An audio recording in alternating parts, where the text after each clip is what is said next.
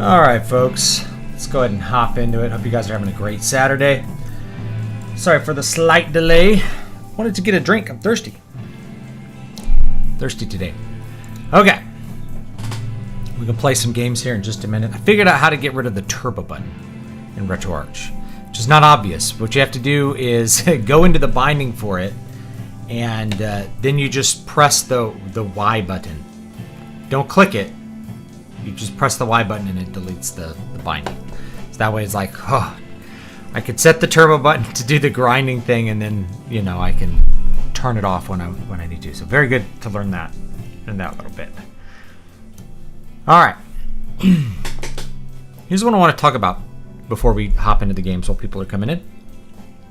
I want to talk about plastic surgery. Plastic surgery, cosmetic surgery. There's lots of different varieties of cosmetic surgery, right? Got to have my Coke Zero to do the stream, you know. So, lots of different varieties of plastic surgery. Plastic surgery gets hyped up and talked about a lot in the media. This has been the case whether it has been on social media or it's been part of, say, the general media complex. I guess over 30 years, like, there's been this public kind of fascination with plastic surgery. People that get tons of plastic surgery, people like Michael Jackson who have like 9 or 10 rhinoplasties or things like that. And I always find that a very interesting phenomenon, because on the one side, people want to look their best, and the surgical option seems to be one that a lot of people are willing to do. There's been shows like Extreme Makeover Personal Edition or something, like Extreme Makeover, where people get plastic surgery to like change their looks and stuff. This was a network show, I guess probably 20 years ago at this point. I haven't watched TV in so long, it's hard to say. But I think that turned a lot of people on to this idea of plastic surgery. So there's that on one side, kind of a people wanting to be, I guess, better looking than whatever their state happens to be. And then there's the fascination of people who like have maybe some sort of body dysmorphia, like Michael Jackson, where you just look in the mirror and you never see the image that you want to see, and so you go to different kinds of surgical solutions to try to produce whatever it is in your mind that you're imagining yourself to be. Now, I want to talk about this because there's something that is kind of fundamentally true about our world. We live in a material world where looks matter. And so there is a threshold where trying to improve your looks crosses over a line and stops being about your looks per se and what you're going to get from them. In other words, like your interpersonal relationships with people, and starts to be about vanity, pursuing an image that is, people wanting to look at you and be envious of you, or look at you and desire you. That starts to cross into a realm of vanity. And there was a great comment on a video I made. I actually did it as part of the live stream, I guess last week, on steroids and bodybuilders dying, right? And the comment was like, I was very tempted to use these substances. Of course, I'm not talking, these are not plastic surgery, but to me, they're in the same kind of category. This is altering your body using some sort of intervention that's not natural. But it's vain, and I'm glad that my Catholic faith informed me to not pursue that vanity. But I want to provide a little bit of the other side here. This is not a theological argument of any kind, but rather just a practical argument. We live in a material world. Your looks really matter. So if you have an ability or an option to improve your looks, that is something that you should consider, because it will improve almost every aspect of your life in the material world. That is, people will treat you better. It can improve your business. It can improve, say, your dating prospects and things like that. I think there's a threshold where you cross over and it's possibly harmful, or, is about vanity and pursuing some sort of interest beyond something more material and transactional. Now, I'm going to give you an example, because I have had my own kind of cosmetic surgery, and it's these teeth right here. So I have veneers on the top of my teeth. Now, I got these probably 10 years ago. I think And so they've lasted a while. I do have one that's kind of broken on one side, but it broke immediately and they put a new one on, and then this one broke like a couple years later because it just slightly didn't fit on the tooth correctly. Now, why did I get veneers? Is it pure vanity? Well, not exactly. And so there's different categories of why people might pursue medical interventions to change their looks. So one of them is that there's something that has happened to you which has altered your normal, what would be your normal good looks, and plastic surgery or cosmetic surgery, in this case cosmetic dentistry, is rectifying that. So if you suffer a burn, for instance, if you're in a house fire and something falls on you and it burns you and you have a burn scar, I don't think there's anything wrong with going to a cosmetic surgeon to have that fixed, or to fix something that, if you get your nose broken and now your nose does not look like it would normally have looked had you never had your nose broken. I don't think there's anything wrong with pursuing rhinoplasty in a situation like that. And I think most people would agree with that. Well, you're trying to repair what was naturally there, or a woman who has a mastectomy and then has breast augmentation surgery. She's trying to restore the appearance and the feeling or whatever of her body as it was before she was afflicted with a disease. So most people would say that this is not purely a pursuit of vanity, rather you're trying to get to what you originally were. Now, in the case of my teeth, I had a few bad experiences with orthodontics when I was a kid. Now, I didn't know anything because I was a kid and I was, 13 or whatever. And my parents didn't know anything because there was no internet. I mean, the internet was like in its infancy. You couldn't do your own research about this kind of stuff or get feedback from other people. They put braces on my teeth, and the braces actually ruined my bite and eventually ruined my teeth and my smile. And I'll explain how this happened. So they put braces on my teeth. I had a normal bite, right? Turns out I had what was just a completely normal bite. My teeth were straight at the age of 13. But an orthodontist sold my dad on the fact that I needed to have my teeth straightened or I needed to have braces put on. So braces got put on, and they were on for 4 years. So I had 4 years worth of braces to correct teeth that were already straight. And if you look at I can find a picture of my dad somewhere. He had straight teeth with no braces. So I had straight teeth, especially on the top, no braces, right? My teeth were straight. So I had 4 years of braces to straighten my teeth. And at the end of it, my front teeth were just like this. I couldn't close and have a normal bite. The normal kind of mewing bite where your tongue is in a normal position. So my teeth looked straight, but I couldn't close my mouth. I had like an underbite like this, And so I went to a different dentist, changed everything up. He's like, no, your bite's completely messed up. You have to stop wearing your retainers, let your teeth spread out so you can actually close your mouth, because you're just going to break your teeth that way. Teeth are not meant to go together on the front like this. They're meant to go together a certain way, the way that is natural for teeth to go together, and the way that they go together virtually on all animals. Even warthogs, the teeth go over the front, right? The teeth fit together correctly, and the molars fit together. I couldn't touch the molars together, which means I couldn't really chew my food correctly. Think about that for those braces. So what happened because of that was I ended up with a big gap in the front of my teeth, which I didn't have and wouldn't have naturally had. And my teeth got very flaked and cracked away and broken because they were mashed together in such a way. And I also happened to grind my teeth that I didn't know about. So years later, I had the money. It was a lot of money. I don't even want to really say how much. And the dentist gave me a deal so he could take before and afters to sell this cosmetic dentistry to other people. I got veneers put on to fix what was already broken with my teeth, right? It really wasn't my choice. I had no say in the matter. This was, to me, repairing what was normal and natural. Now, this is a cosmetic procedure.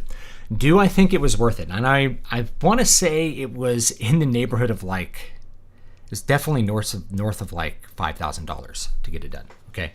So a lot of money, but this was something that bothered me for a long time. The number one compliment I get from women over the last, did I have it done 10 years ago? Over the last 10 years, for sure. Number one compliment I've gotten from women. Now, I've been married for a while, so my wife will definitely say this. It is my smile. So was it worth it for me to have the teeth fixed, considering every person says they like my smile? Yeah, totally. It was worth it. It gave me unbelievable advantages as far as getting people to like me. And if you're attractive, people will like you. First impressions matter. The more attractive you are, the more people will like you. Sorry, we live in a world where that's reality. So it was absolutely worth it in that sense to get it fixed, because that's the number one compliment I've gotten. Number two is my hair. Okay, my long, beautiful hair, or when I had shorter hair and it still looked really good. I've had good hair. Now I do have, kind of a high hairline, but that happens when you get older, guys. It's just how it is. I've always had a big forehead, and then I've got a slightly bigger forehead now. That's just how things are when you get older. So that's the number two, was the hair. The number three thing really is my body, but that's something that I want to point out. The number one thing that most people can do to improve their appearance physically, their actual body versus like changing their clothes or something like that. Number one thing that they can do is lose weight. So if you have high body fat, you can lose weight. That doesn't require any kind of cosmetic alteration, doesn't require a surgeon, doesn't require any kind of input other than you, yourself, choosing to go on a diet and improve your exercise routine, and you'll lose weight and be more attractive. People will like you more. People like thin people more than fat people in first impressions, at least. Does that mean people who are overweight are bad? They're less likable? No, nothing like that. But you have to get past that barrier. There's a barrier to entry whenever you're entering a relationship, a business relationship, a romantic relationship. The barrier to entry is, the first one is physical. Do you look like an honest, presentable, and attractive person? If the answer is yes, you pass that first gate easily, then that person can get to know you. So yes, you want a woman who's, so if you're a man or a woman, it doesn't matter. You want your partner to love you, love the things about you that are virtuous, not just your body arrangement. But in order for that to happen, you have to be attractive enough that they want to be in a romantic relationship with you. So yeah, it's worth it. So the number one thing you can do is lose weight. Now, to broader plastic surgery. Can you justify something like breast augmentation just because? I actually think you can, but it depends on your profession. So I had a friend back in Las Vegas, and she had breast augmentation surgery. She was a person who did this thing called table service at these clubs, which is basically you sit at the table and like you pour drinks for men and keep them company and just look attractive. So does that breast augmentation, does that give her an advantage in her profession at the time? Absolutely it did. So absolutely it was worth it for her to do it. Now, as far as a moral justification, that's a little more gray. But certainly it is going to give you an advantage in your business, just as if you had good equipment with some other kind of business is going to give you an advantage. So there's that. Celebrities whose job it is to look really good or look very unique or be interesting in the age of social media, for them to get plastic surgery, you can almost justify it because that's their job. Their job is to look attractive. And just like their job is to look attractive, I think, you can also justify not just like hiring a personal trainer, but possibly using, let's say, performance enhancing drugs, some sort of drug regimen in order to get your body primed. If you get the offer to do a superhero movie, but you have to have a bodybuilder physique, well, yeah, it'll have health consequences, but it's probably worth it to get on the sauce. It's probably worth it to gear up and, get on a good stack of drugs and get shredded and huge, at least for that movie. And then you can, do a post-cycle therapy or something and minimize those health effects of putting all of those substances in your body. But for them, it's worth it because there's a payout at the end. You're going to get paid millions of dollars to do that to your body, just like how a boxer gets paid hundreds of thousands, millions of dollars to have somebody physically beat him up and harm his body. So fighters go in the ring and they get their bodies pounded out of them. They're damaging their bodies by being in the ring. People get, like Muhammad Ali ended up with Parkinson's disease from having his too many head injuries and things like that. You can have very serious physical consequences from being in the ring. So if it's not okay for a celebrity to have something done to their body that maybe harms them for money, then it's certainly not okay for for boxing. Boxing should not exist, and football shouldn't exist, and really professional sports shouldn't exist, because you're emphasizing people to do things that are going to be over the long term harmful to their bodies in order to peak their performance now with performance enhancing substances, training regimens, maybe risky training and things like that. So you can take that concept really far. The point is that people get some sort of transactional advantage for having plastic surgery. That's kind of a justification for having it. Doesn't mean you should get it, because I think there's always the point where you have to look at it and it's like, am I doing this because it's part of my business, or because I just want to be more attractive and feel more attractive and gain more female attention and things like that? Because I think there's a limit. And of course, I don't think there's anything wrong with losing weight for vain reasons, to look better. You want to look as good as you can, but it'll also improve your health. So you're not being vain if you go on a diet to get leaner. You are improving your health by doing it, and you're also going to get worldly advantages.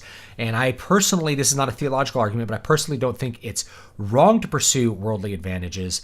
I think where the threshold gets crossed is when you are, you're basically doing direct harm to your body to gain attention and things. Like you do like the people who do crazy surgeries, they look like cat people and stuff in order to gain attention in themselves. At that point, you're hurting your body, really making a mockery of your own body, the body that God gave you, in order to gain attention. It's not even like a sort of a direct payout or a reward there that you get for doing things like that. So there's the kind of the whole spectrum. People who get cosmetic surgery to repair something that has been done to them, most people would have no moral issue with that. It gets a little more gray when it's like you have some sort of plastic surgery because it gives you an advantage. And then there's that far category where you see that somebody's doing it basically because of like a mental illness. Like Michael Jackson may have had 9 or 10 rhinoplasties in order to continue altering his nose into what he imagined it should be, as well as maybe jaw surgeries and things like that. He may have had body dysmorphic disorder, like some sort of significant psychological trauma from his hard life growing up that affected him in a way that he felt like he could never look correct without lots of different kinds of surgery. So that's the third one where people are really, being rather bizarre. There's no virtue in gaining attention by having somebody alter your face, right? There's no virtue to that. It would be more like you need to look genuinely attractive. I'm sure William Shatner has had hair plugs, for instance. That's a very, very common cosmetic surgery. Lots of men get it because they start to get really, weird about, oh, my hairline's a little bit further back now than it used to be. And, people are I'm really insecure about it. So they have hair transplanted from the back up front to kind of fill that in. It's surgery, it's surgery to do it. That's really common. William Shatner, whether he had a toupee or he had hair plugs or something done, it was probably worth it because he's an actor in Hollywood, and that maintained his original looks. He's not altering his body to look better. Rather, he's kind of trying to maintain the way he looked in order to continue working and being himself.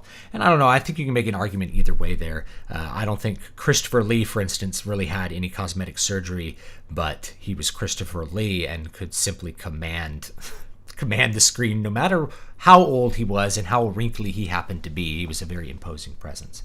Anyway, so that's that. Cosmetic surgery. That's something that can be debated in a lot of different ways. Point I want to make here is that you got to think about what reason you're doing it. Are you doing it because you just feel insecure about your nose? Well, then you can come out about it. I've always disliked my nose, and I've just wanted to have a better looking nose, and I think people will like me better if I have a nose. Just be honest about it, and then I'll make it a little bit more clear. Or if you've been, if you had your nose broken at some point. My aunt had rhinoplasty because as a little girl, she put a bean up her nose, and she didn't know it. She was like 2. And it caused her nose to grow in a weird way. It grew around this bean. And so when they removed it, they also did a rhinoplasty to restore the way her nose would have looked had she never put a bean up it when she was 2. So that's my whole spiel about that. Let me know what you guys think, of course, and I'll go ahead and hop into chat, and we'll get some gaming done. Thank you guys for joining me on Saturday. Okay, so some super chats. Let me get those out of the way. I didn't want to read those because I was in the middle of my little spiel there. Arcane Stork, I do appreciate the super chats. Thank you. Hey, big fan of yours, though until now a silent one. Just wanted to show my appreciation for its student. I really appreciate that. Thank you. Also, could you talk about how to efficiently plan and outline a novel before you draft it? Absolutely. I searched your past videos and I haven't seen one on that topic. So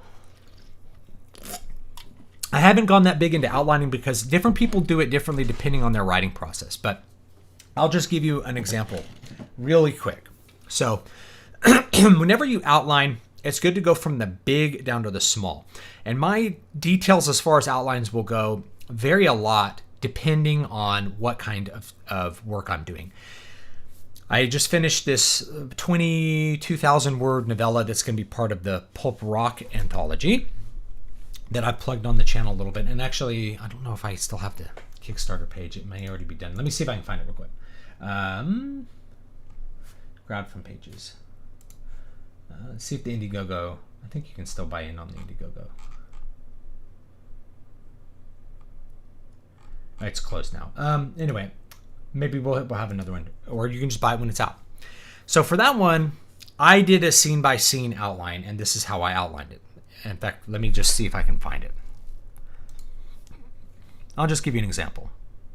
Now, as I'm writing it, these details get a lot more fleshed out in the prose process. I don't do as detailed an outline as some people do.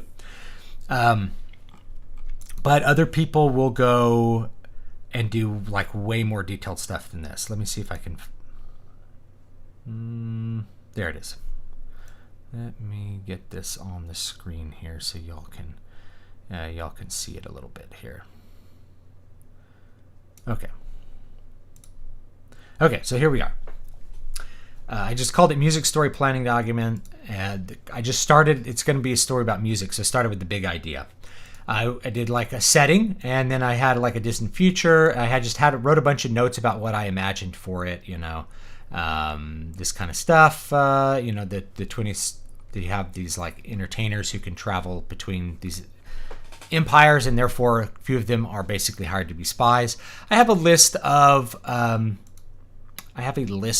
characters here. I actually had more characters than this, and I deleted some because I wanted to shorten the book because I felt like it was getting too long. So I deleted these as I went along. This was originally longer, but we have the big ones here. So setting, characters, plot, just like that thing here. And then for the plot, I went scene by scene. And as I clicked through each scene, as I went through each scene and covered these things, I highlighted them. And in some cases, I would highlight them as I would strike this out as I felt like that wasn't going to work as I'm drafting. So as you get to the process of writing the prose and writing the dialogue, you start to realize that some things you're not going to use and some things you are going to use. And then as I'm writing down here, I have a set of revision notes. This is things I'm going to add when I go back in, ideas that come up while I'm drafting. I put them in. I don't go back and fix them there. I put them in the revision notes. Then when I go back and edit, I put those things in, or I take those things out, or I alter the things that I make a note about. That way the drafting process for me always starts at the beginning and goes to the end. Now, this is a more detailed outline. It has all the scenes here. As you guys can see, there's like 12 different scenes, I guess.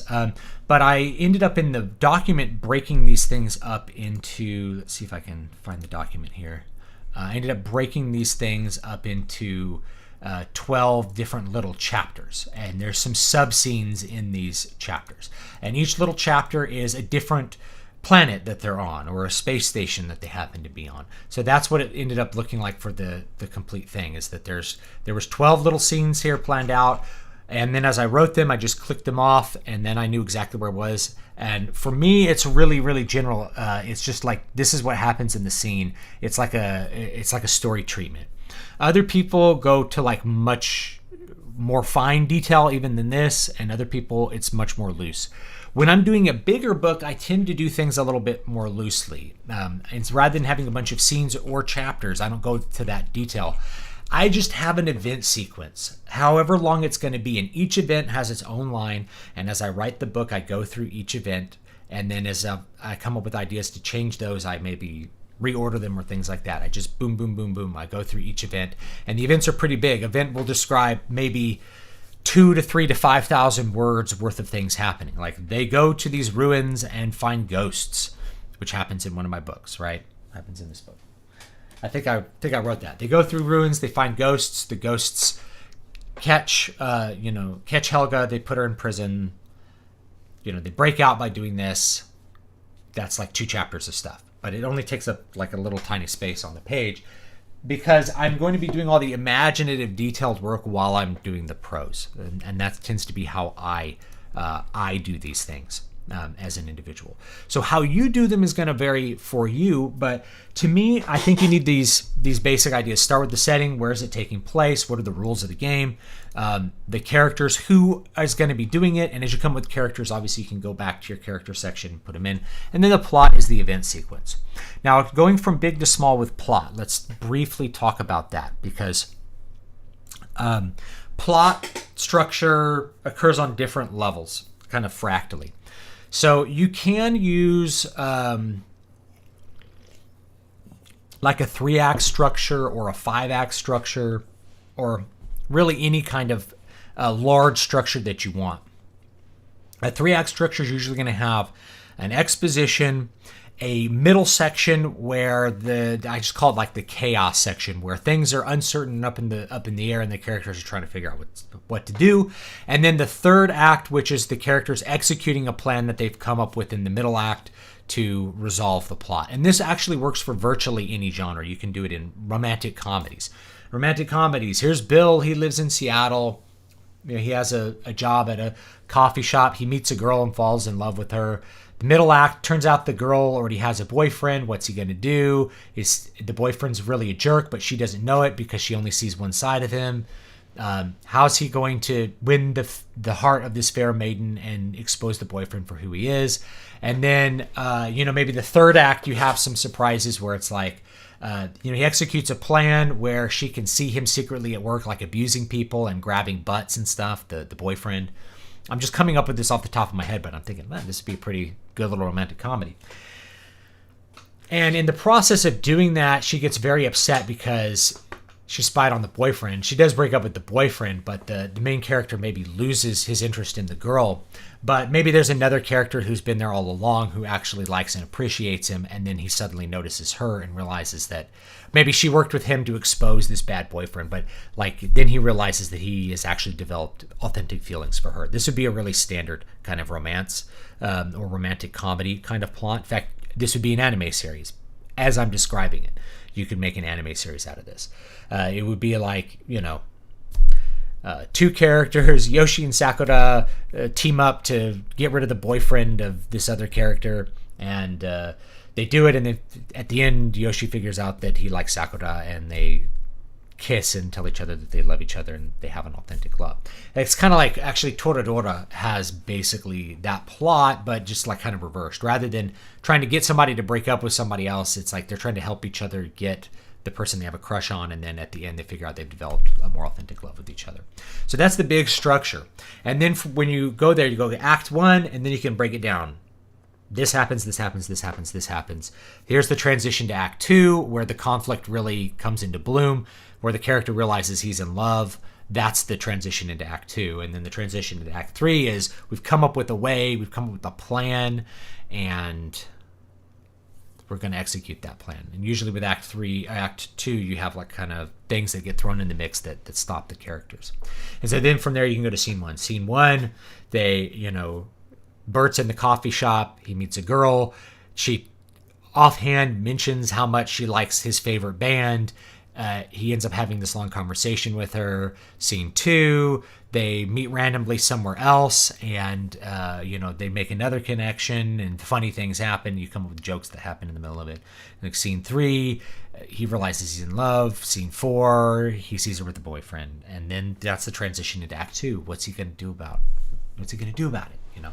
So anyway, there's an example of how to efficiently plan and outline a novel. And depending on how long or how short you want the novel to be, obviously you're going to have more scenes, more details, more big plot structures. There's different plot structures. I've gone over this in some other videos, and this is an Odyssey. So an Odyssey is basically it's through composed. Each chapter is a different adventure. The best example in popular fiction is The Hobbit. Bilbo starts at his house. Each chapter is an adventure on the way to the final goal of the mountain. This is the final goal of getting the Water of Awakening to save her dying husband. Bunch of adventures on the way, maybe adventures on the way back. That's an Odyssey format. Just like how Odysseus is trying to get home to see, get home to Ithaca, and he has a bunch of things that stop him on the way. This one has a 3-act structure, like what I was talking about. The first act is, Prince Michael is in a position where he's been disgraced in a battle, and he thinks that his father's being betrayed, and he sets about to try to stop it. Act 2, turns out he couldn't stop it, and then ends up on the outs and being a fugitive from his own brother, and he comes up with a plan for how to get back in and to save this kingdom from his evil brother. Act 3, he starts to execute that plan, and there's a bunch of obstacles that happen on the way. At the end of Act 3, there's a big battle that decides everything, and that's how that works. It's broadly a 3-act structure with lots of little details that go in the middle there, lots of little adventures that happen on the way. Muramasa Blood Drinker is a 5-act structure, and I have it broken down into 5 acts. The first act is really exposition. Here's how things work, and it shows off the characters and what Yoshio and Amaya are trying to accomplish, and then each act from there is a setback, and then a transition to Amaya's goals or Amaya's goals of basically entrapping this enemy of hers in Osaka Bay. So you have that kind of stuff. That's broadly how you would outline a novel. It's good to have a plan. You want to know what the ending is. You want to know where you're going. It makes it a lot easier to draft. It's really easy when you sit down to write and you're like, okay, what am I writing today? And all you have to do is just, look at your outline here and go, oh, I'm on scene 6. They play a concert. Bard asks Vijay to keep an eye on Melinda. Okay, great. I'll just write that. And you just write that scene. Easy. So once you do the planning, it's so easy to just hop down, like sit down and go, I'm just going to write this scene and write it. And then boom, it's easy. It's easily done. Right now I'm editing the 3rd Moonsong book, and that's very arduous because I've had to restructure some things and do a lot of rewrites. So it's like more intensive thought and more difficult to get into the space where just you can write. It'd be almost easier to just like throw it out, come up with a new book, and just write it beginning to end, because I could write it better now than when I wrote that book, 7 years ago, whenever I originally wrote the book. So anyway, that's a very thorough answer. I appreciate the super chats. Hopefully that is helpful to you. I may cut that up and put that as a separate video on the channel too, because I know people will be looking for it. I do cover these plot structures maybe in a live stream at some point, but I can make another video that specifically covers like, the Shakespearean plot structure, which is the 5-act, and then, 3-act plot structure and an Odyssey plot structure, and which one is appropriate for your novel. Well, it depends what the goals are. If you have a quest, an Odyssey is usually good. If you have something that's more like personal, then the 3-act is probably best. And if you have something that's very complex and political, then the 5-act is probably going to suit your approach a little bit better. There you go. Okay. Let's grab the chat before we hop back into playing games. I guess it took a while with those 2 bits of, but those could be separate pieces of content. It's all good. I do appreciate the super chats. Have you heard of facelift dentistry? I have not. It's a dental procedure that can single-handedly fix certain facial structure problems. I think the doctor who does it is in California. Now, I did have a friend in high school who actually had surgery to bring part of his face forward so his bite would be corrected and everything would be good on him because of facial deformity. And this is another thing with cosmetics, right? If you have a deformity, is it wrong to correct the deformity? I don't think it really is, but I think there's limits, where at a certain point, some things are not deformed. It's like, man, like you see the stuff that makes headlines of like the Japanese women having the epicanthal folds of their eyes like opened up. They cut a little ligament and their eyes open up like they're Caucasian. Epicanthal folds are not a deformity. That's just your normal body. Your parents were like that, and it's part of who you are, and you should accept that. There's nothing ugly about that. Same thing if people are trying to like alter their skin color or things like that. That's you, versus maybe you have Via Lago, which like Michael Jackson had. That's a little bit harder to accept because it looks like deformity. It's very easy to be insecure when you have splotches of like pigmentless skin and you're dark skinned, especially. Now, I had a friend growing up who had it, and he was white. I mean, he was a Caucasian, and you could still see it. He had like these pale circles around his eyes and in different places. But it's even more pronounced if you happen to have dark skin. So if you're African or Indian or something and you have dark skin, it's really noticeable. That's a little bit more of a, it's probably okay to try to cover that up to look more, quote, normal. Or if you're born with like a cleft palate, there's nothing wrong with fixing that. It improves function and appearance and things. But I think once you get to a point where you're like, oh, I was born with a bump on my nose and I want that off, it's like, I think that's maybe a step over the line there, So no, I don't know facelift dentistry specifically, but I have known of surgeries that are like that. Mythbusters tested whether busty waitresses get bigger tips. They use the same women with different size falsies. When wearing the bigger ones, she got bigger tips even from women. There you go. We live in a material world. That's the reality. Thoughts on getting wisdom teeth removed? I still have mine, and they aren't causing me problems, but every time I go to the dentist, they insist on getting them out. If it's not causing you problems, don't worry about it. Just be like, Doc, I'm not suffering any problems from it. It's not hurting my teeth. It's not hurting my face. The dentist could maybe give you more information, like, why should I have these out? A lot of dentists are like, well, we just do that. Now, I had mine taken out because my mouth really didn't have room for them. They were like impacted, and it was I hadn't lost any teeth as an adolescent for those wisdom teeth to kind of replace and shove the others over. That's what they're there for. Is like traditionally, I mean, like you could lose a tooth and that's what they are supposed to be doing. So anyway, if yours has room for them, it's fine. I've known a couple people that had room and they had their wisdom teeth. So. Watched Two Towers the other night. Did the scene with emo Frodo trying to give the Nazgul the ring bother you? No, it didn't. I don't even know. I'm not even sure I know which thing you're talking about. William Shatner has a toupee, not hair plugs. What a lot of people don't know, however, is that Stan Lee got hair plugs early on when they first became available. I didn't know that. But it might make sense because you want to have that certain look. You want to be a celebrity and maintain your good looks for a long time. Facelift dentistry doesn't involve surgery. It fixes facial structure purely by changing the bite using special caps. Okay. Lack of a better term. I haven't heard of that. But, that's supposed to be what orthodontics was about. There's another orthotropics, I think. There's another idea that's supposed to be about fixing the facial structure and the bite more than fixing, making the teeth pursuing a certain straight look for the teeth. Like I said, it was a terrible experience for me, and it ruined my teeth. It really did. And it cost a lot of money to fix. And I wasn't in a place where I could tell my parents. I could tell my parents I don't want braces, but they're like, no, the orthodontist says you have to have them. Well, of course he does. He'll have any person go into the orthodontist who hasn't had braces. He's going to tell them they need braces. Because that's what he does. That's his business. His business is selling cosmetic dentistry. Every person will need it for whatever reason. Even if their teeth are perfectly straight, and I could probably find pictures of me as a 12-year-old. I had perfectly straight teeth. But I still got 4 years worth of braces and looked like crap for 4 years. There you go.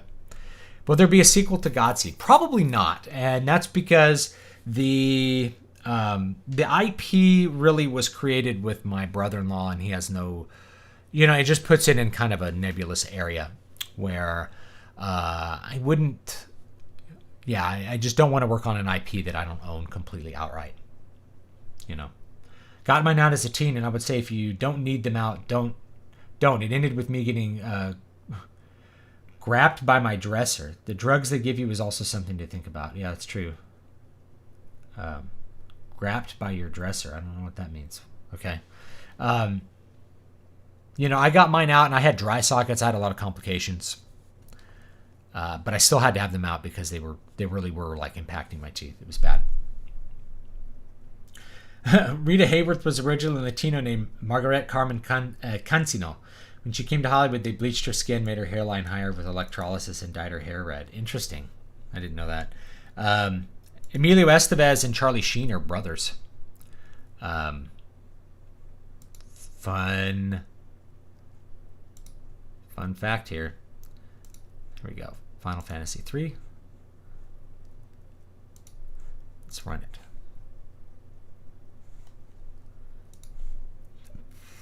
Here we go.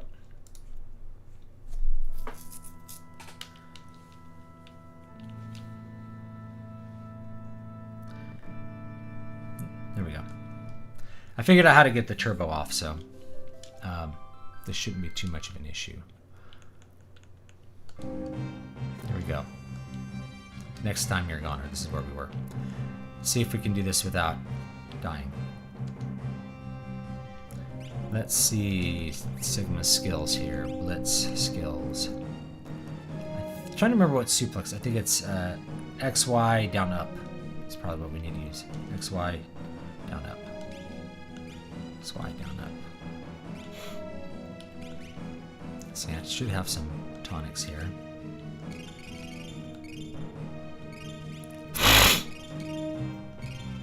Alright. Now we have some HP for this little fight here. What is it? XY down up. We also have like left right left. Okay. And then like Hadouken.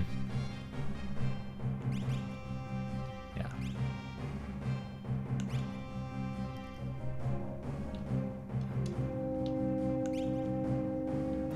Alright. Here we go.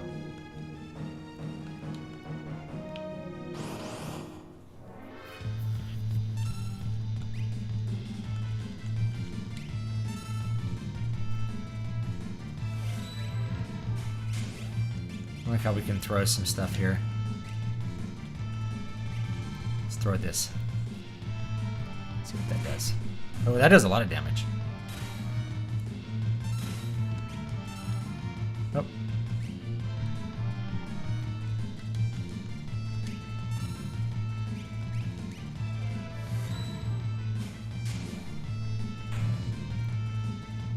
Axe. Let me ask you a question.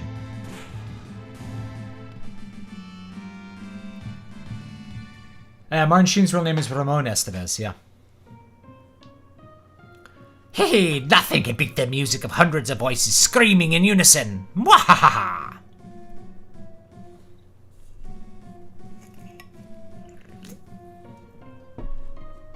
I like this music.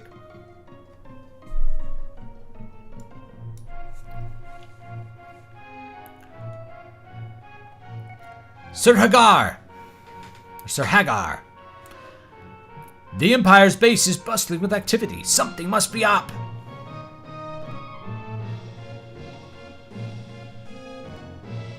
Huh? The water looks odd.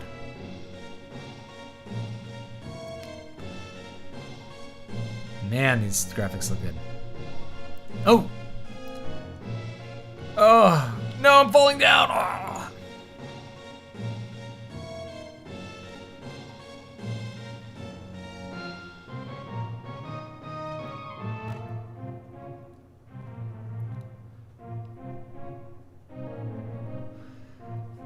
Sir Hagar.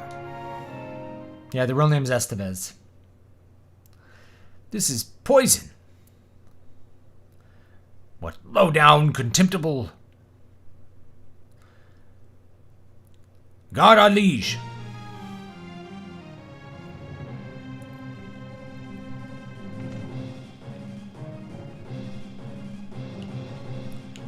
For some reason the left button is not working. There it goes. That's weird. Left and right on this D-pad are not working for some reason. There it goes. That's weird. This is like the 8-bit DOE controller. To the king on the double! Right, the king's room is near. Happy Saturday, C-Dub. Reading Hitchhiker's Guide to the Galaxy. He's enjoying it. It's funny. Your Highness, fear not, Kingdom. Who's there? Hagar, Excellency. Indeed, my sight is going fast. Can't see a thing. Excellency, hang on. Hagar, you have defended the realm since my father's days. Thank you. It's over. Our kingdom is through. Not yet, Highness. I fear for your family. Chest is on fire. Save your strength. Don't talk. Go. Run to your family. Highness! Yeah, I think you're right, Hardwick. I think Muhammad Ali didn't. He's hung on too long. He kept trying too long, and paid the price. Did you talk about all the crazy stuff that's in Forza 5? No, I didn't. I haven't played it.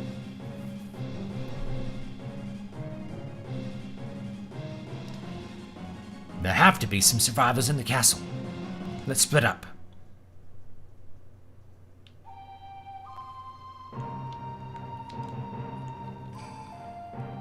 Let's see. He has some stuff. Ooh, he has an Ashura.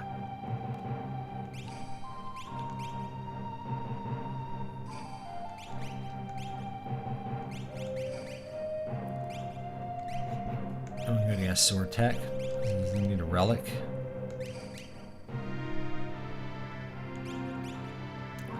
Seems pretty good.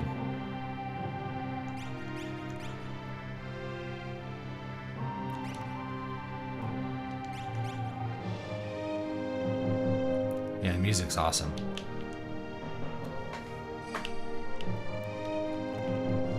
Yeah, it's kind of weird. The left. Like, left is not...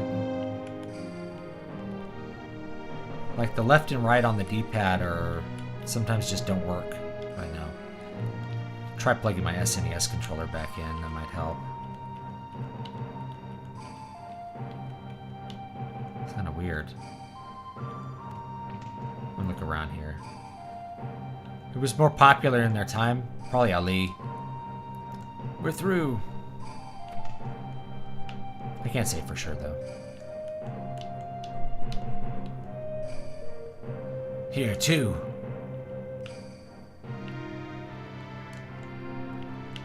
I can't go in there.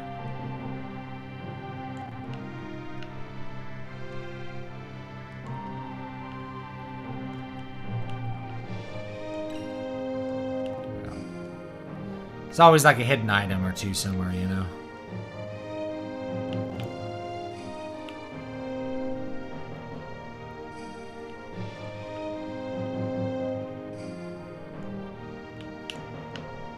Guys are all falling down. Face first.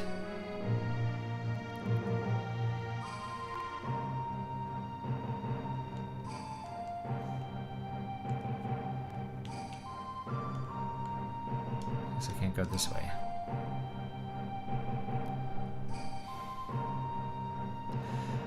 Elden Ring's not the only one. Like the newer Demon Souls, it's body type A or B. They don't label it male or female. What was the one? Which one am I thinking of? Bloodborne. In Bloodborne, it's male or female.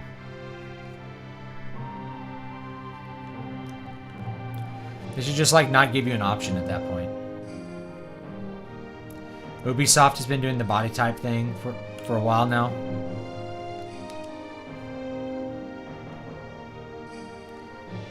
I don't think I can go that way. Where am I supposed to go?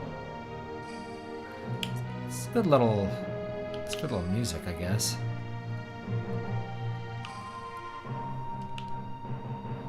Not sure where I'm supposed to go. I don't have the sprint shoes either. Oh, okay. I can't go around this guy. I'm gonna go a different way. Have you heard of Keith Robinson's Master Symphony trilogy? It's set in a universe where music is spatial energy and battles between good and evil are carried out through music. I haven't heard of that.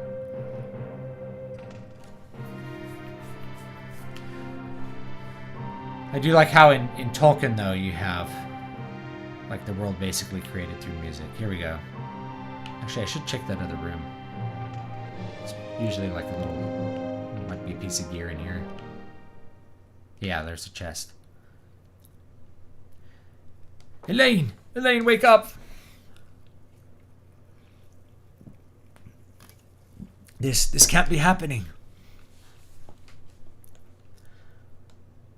Owain, not you too. Son, you can't both leave me.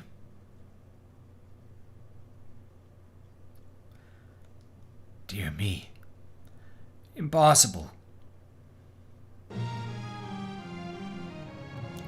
We can't forgive this. The Empire must pay. I did see they're making a new Buzz Lightyear.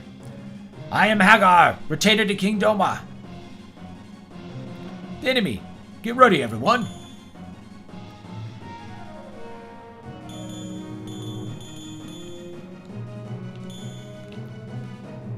May I give you a hand? Thank you, whomever you are.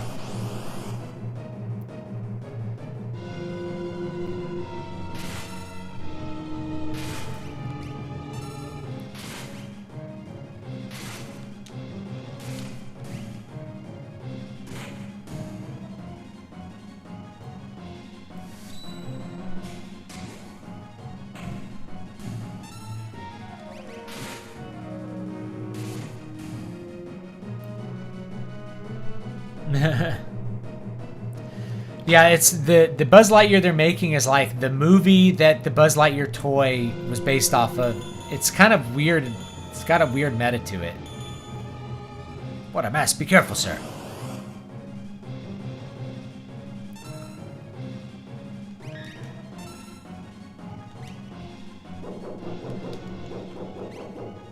It's okay, honey bun. It's not a real dog.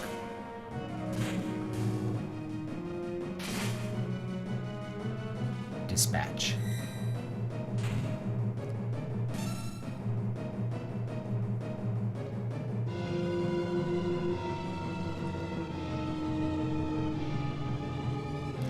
Yeah, Tim Mellon's unpopular right now. That's a good point.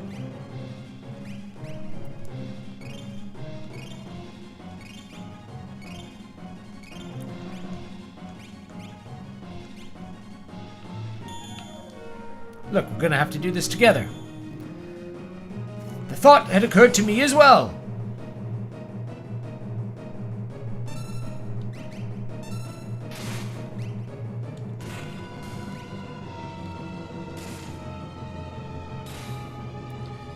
Look, there's a cadet and a grunt.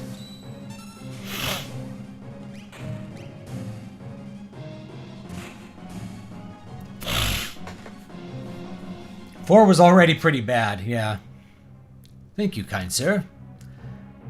Well, at least this is it's just going to be like a space adventure movie. It's going to be way better than a toy movie. It's not a toy movie at all. So it's probably going to be better than Toy Story 4. Not that that's really hard. They've really like rode the Toys Are Alive train into the freaking ground at this point. So, well, maybe Buzz Lightyear will change that. Allow me to thank you. I'm Sigma from Figaro. Now, let's scram! But what of my home, my family, my friends? Look, if we stick around any longer, we'll have a regiment of troops down our throats.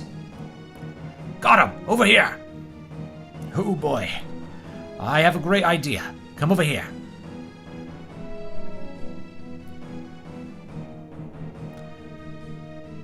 Sir Sigma, what on earth are these? I'll explain later. Relax, just climb in. Sir Sigma, how might these abominations be manipulated? I am getting sick of this. Thou art such a pain in the... Confound it all, I'm starting to talk like you. Now listen, just use those levers located by your hands. Sir Sigma, it is I who am in your debt. Forget it, now come on. Hey, what are you doing? Ah, we can't stop it now. And let's just bust through.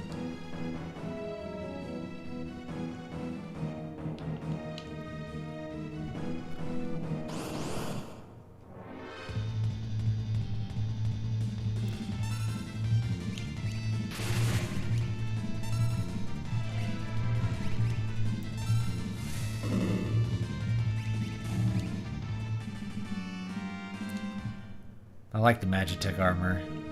I thought this was like pretty awesome.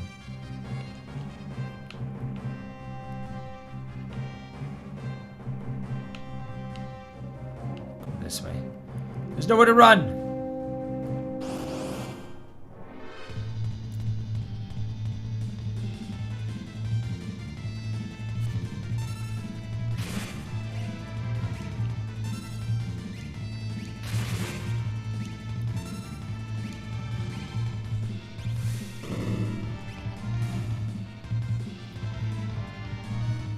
These effects were really cool on the SNES back in the day too, let me tell you.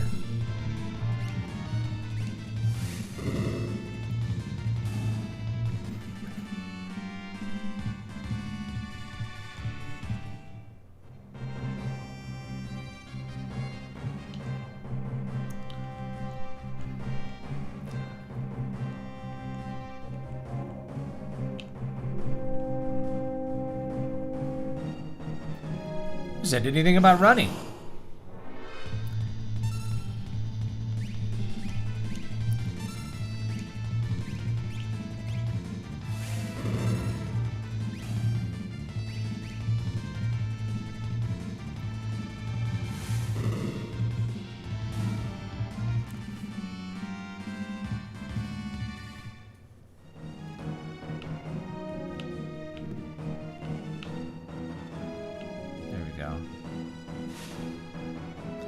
Can't believe we made it this far. Say, how do we get to Nosh from here? Nosh, eh? Only one route, through the forest to the south. Alright, it's decided. Let's get going.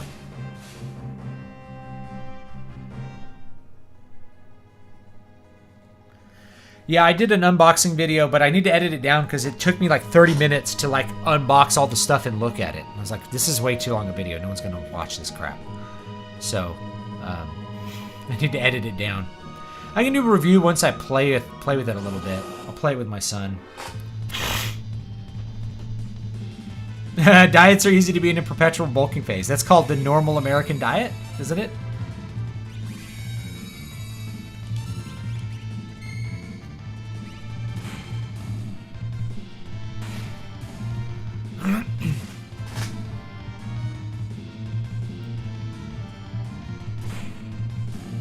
They're berserk. They got stung and went berserk. That's fun. In the German version of Forza 5, you pick male, female, or other. No pronouns. Now, somebody was like, there was some game that like it greeted you by your PSN or your Xbox name. It's like, hello, David. And it's like, I got dead named and I got so traumatized I had to turn off the video game. Which is like, that was the complaint, was like, somebody put into features like, we'll just have it say your name because that's your name on PSN. But I'm not that name anymore. Oh no. Doma Castle.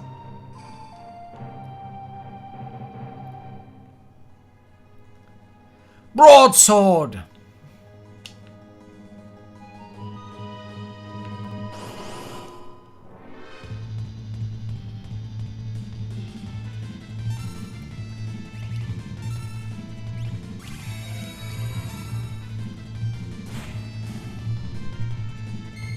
Stray cat. We're fighting a skinny ass stray cat.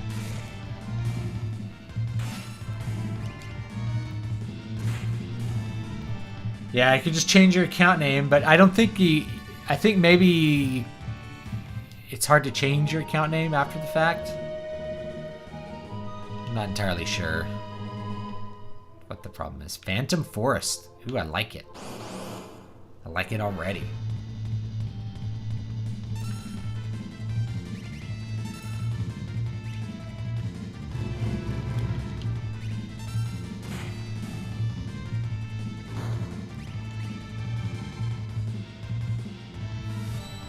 Suplex.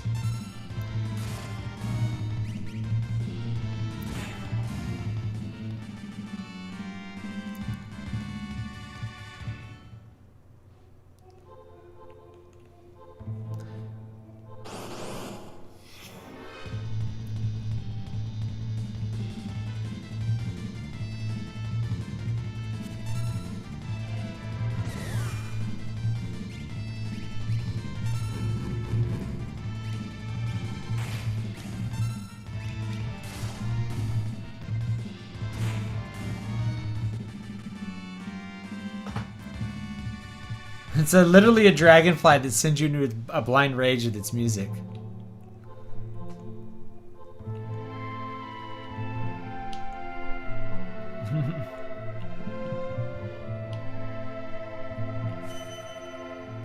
Recovery spring.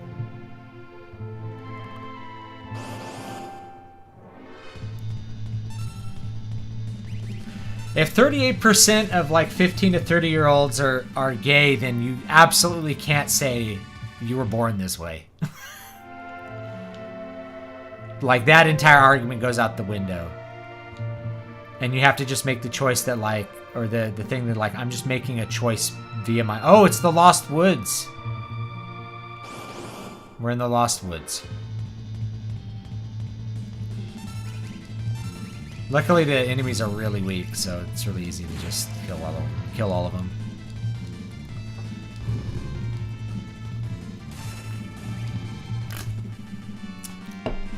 Well, they could be with pronouns that, like, you're part of a culture where everybody does that, and so you think that's how you're supposed to do. You think that's, like, a thing that you do, rather than it being a thing you don't do.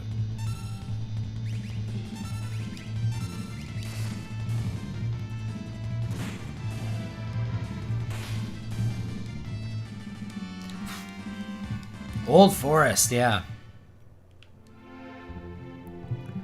One of the best parts of Lord of the Rings. Oh, the train station. A train's there? But I thought Doma's railway had been destroyed. Maybe survivors inside. Let's take a look. Hey, we can get in right here.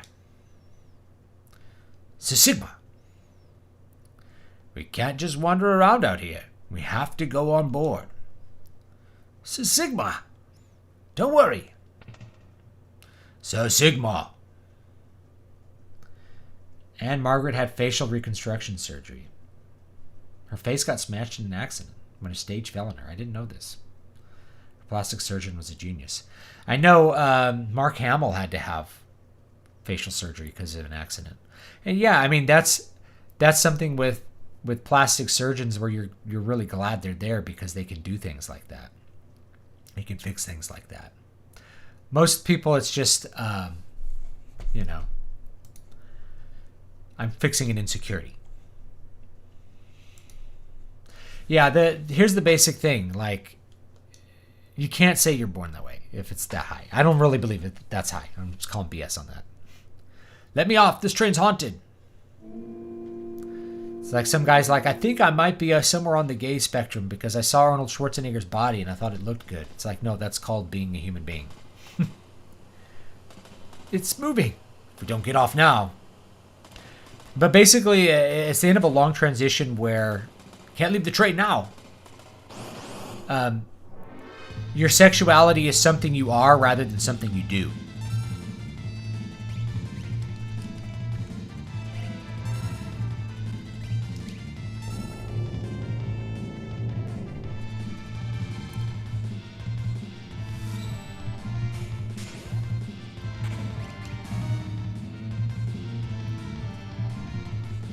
Drain. 0.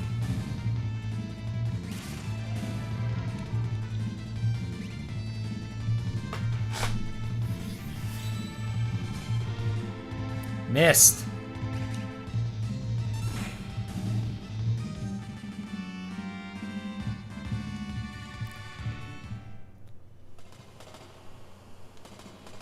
Parts fell on top of her. I know James Hetfield got like burned alive on stage.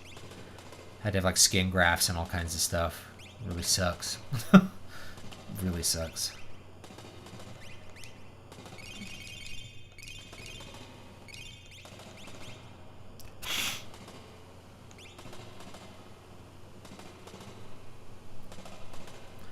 Can't leave the train now.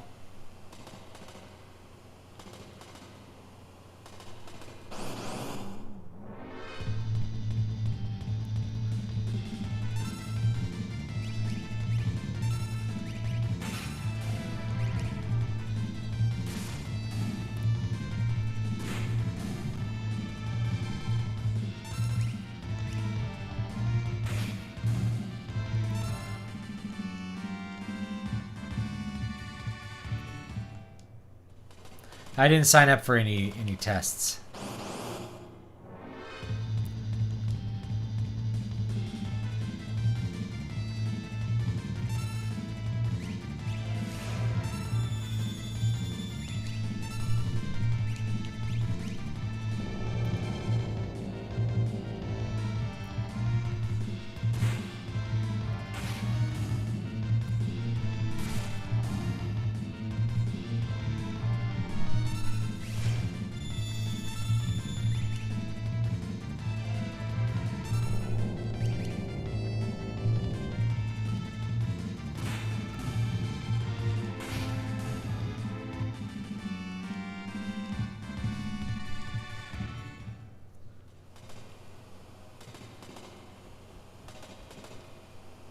I didn't know that about Baroness.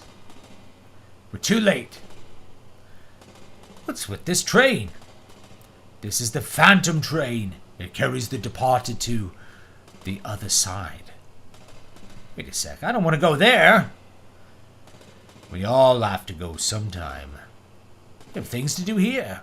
We have to stop this thing. Let's make for the engine.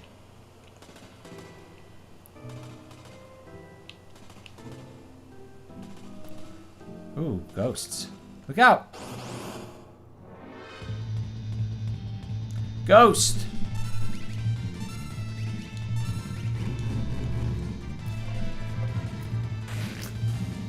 Modern bodybuilding is really all about the freaks, you know? It is what it is. You want the freakiest, hugest, craziest looking thing. Sorry.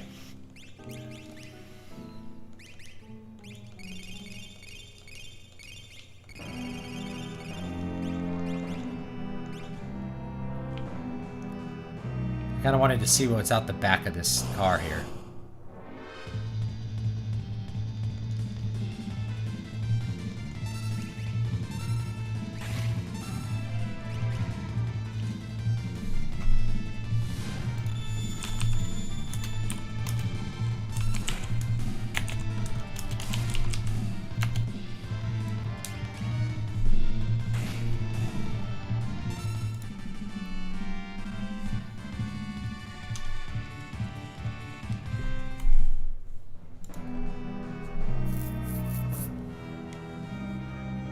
Bolt, Aura Cannon. I'm just looking up the...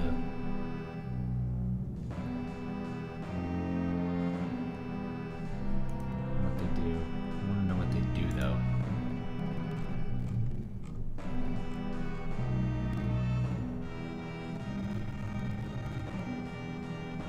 Ignores defense. Okay. Oh, this is the right way to go. See? I was going out the back way. But I want to go out the back way. I think there's a chest or something out there. I don't know, we'll find out.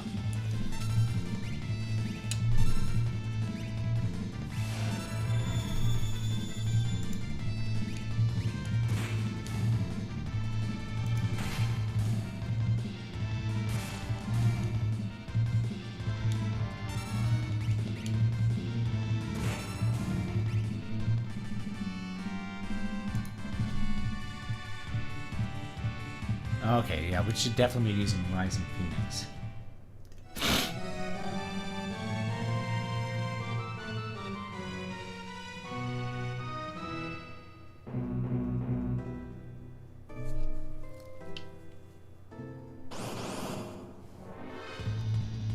Let's try it out.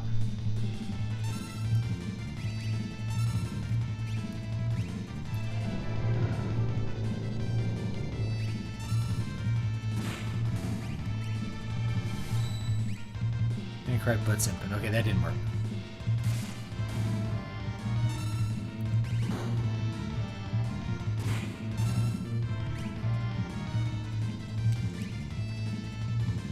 Oh yeah, that worked. It's easy to do with the stick, actually.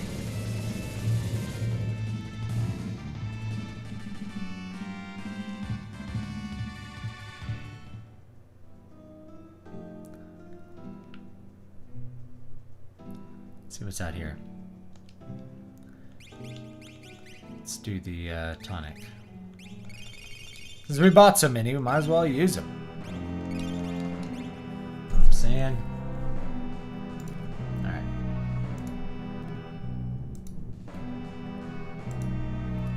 I have kept up with the Kyle Rittenhouse trial. By that I mean I've been watching the legal shit show. It's been quite extraordinary, actually.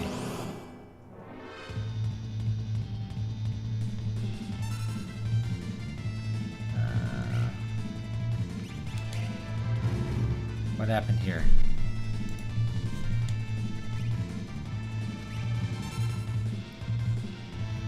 Actually, I don't know if this will heal them or not. It'd be funny if it heals him. Oh, it does heal him. Dang it.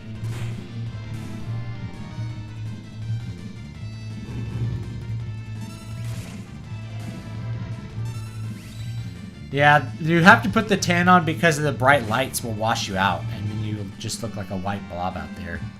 And even black guys put on the tan for bodybuilding. It's weird. Like you'd think like no, but yeah, you kind of have to. Tell us about the train. This train ferries the dear departed to the other side. There they can take their eternal rest. I manage this train. Want to stop the train? Just use the controls in the engineer's compartment. Save this game. Actually, let's save it here. There we go. BD's time schedules? They're all blank. The phantom train guides the departed ones to the spirit world. They have no need of schedules. What's this? Let me just give it a... Sir Sigma, maybe we shouldn't fumble with that. Ha ha ha ha! Gave it my best shot. How can you? How could you? Hagar, you're not scared, are you? How dare you? Just because I respect other beings' property doesn't mean I'm not mechanically minded. Hagar, you're a total klutz when it comes to these machines. Silence! How could you tell?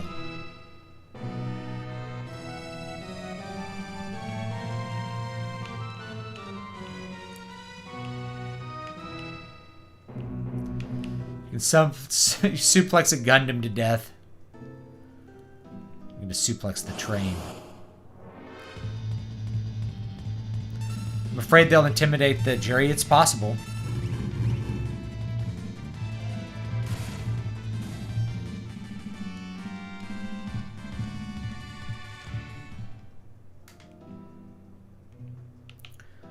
I don't think I actually need to fight these ghosts, so... I don't think these are like bad ghosts.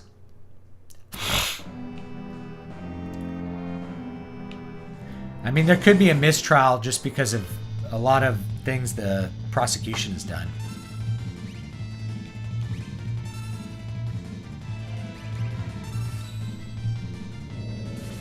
There we go. Fire! Bam!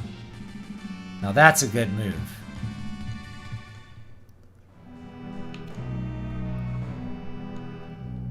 Bring it along? Sure. We got a ghost with us. But this one attacked us. Oh, we got a ghost!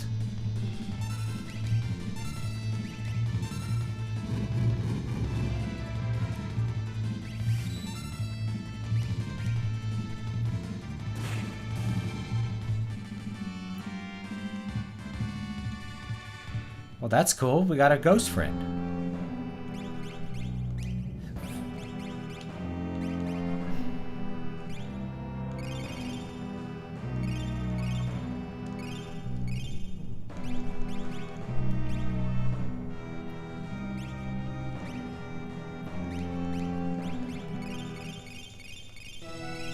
The Chauvin jury was like, yeah,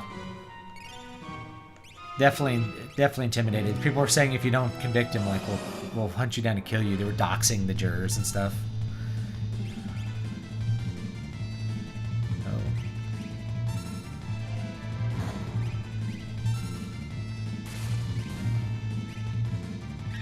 Still going.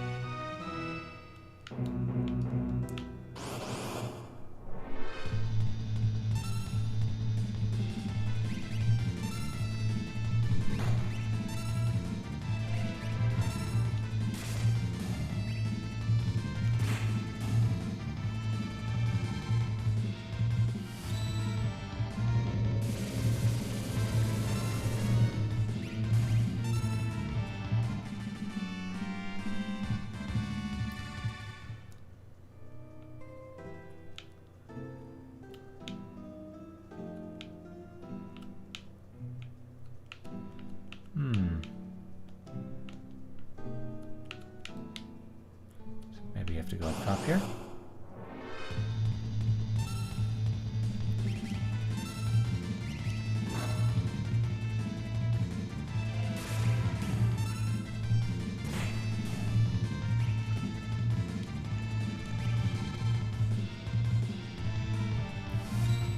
Come here, Hazer. Yeah. Prosecutor in the cow case is ridiculous.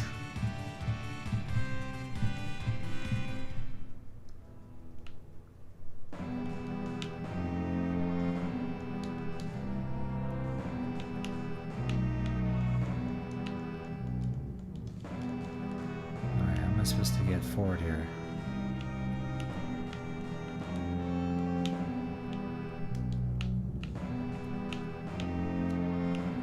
Okay. Interesting. Oh no, back attack.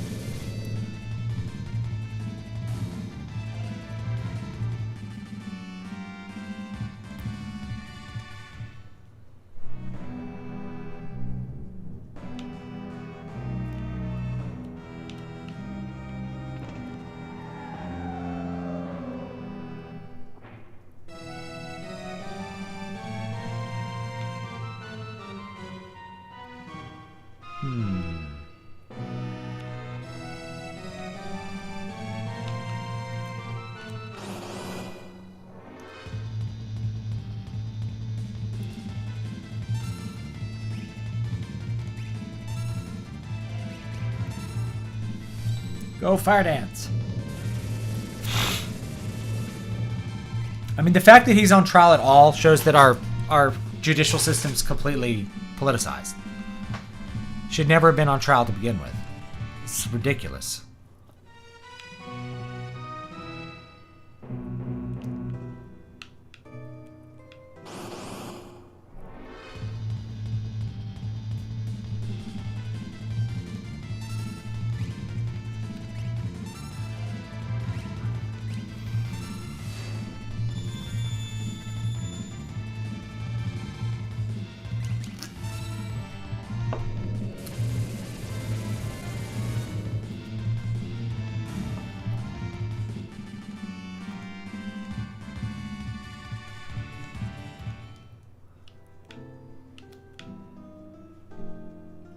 It won't open.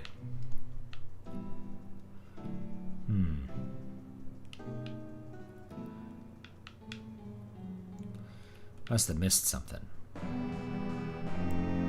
Somewhere.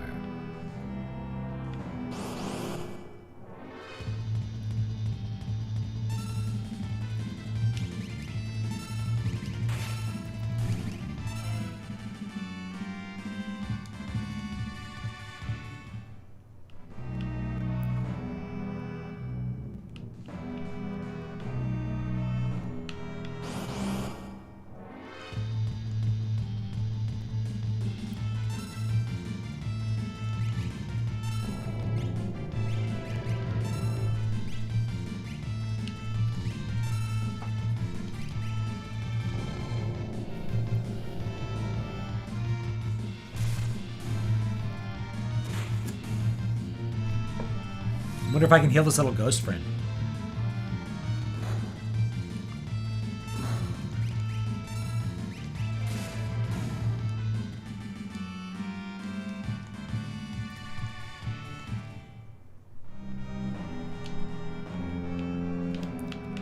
Well, if the roles were reversed between Kyle and Antifa, of course he'd be on trial because he would have murdered people.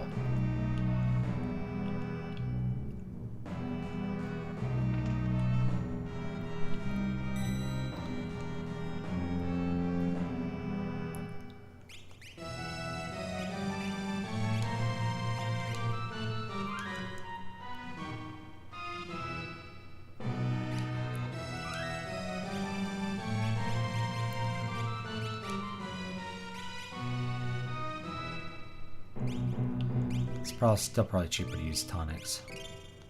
Heal up my little ghost friend.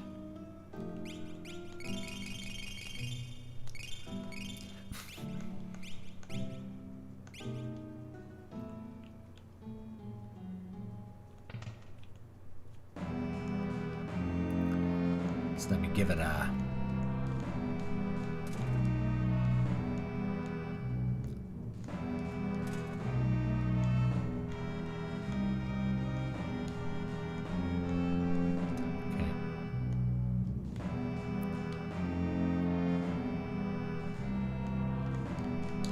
Apparently that doesn't do anything. Okay.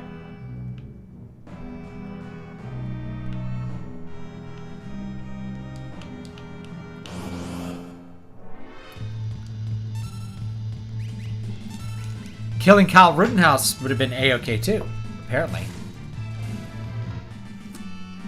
Because that's what 3 people attempted to do.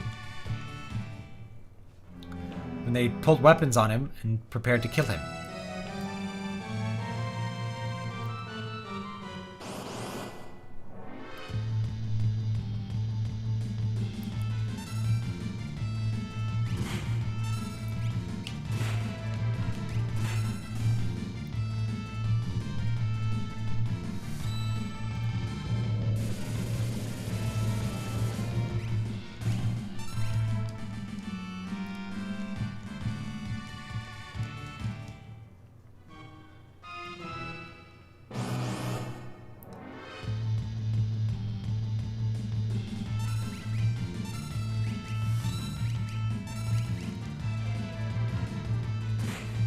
They're only trying to kill you. Why wouldn't you just let them?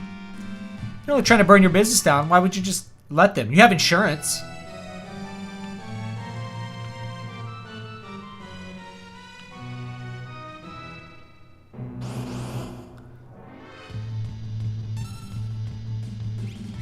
Let's see what Possess does.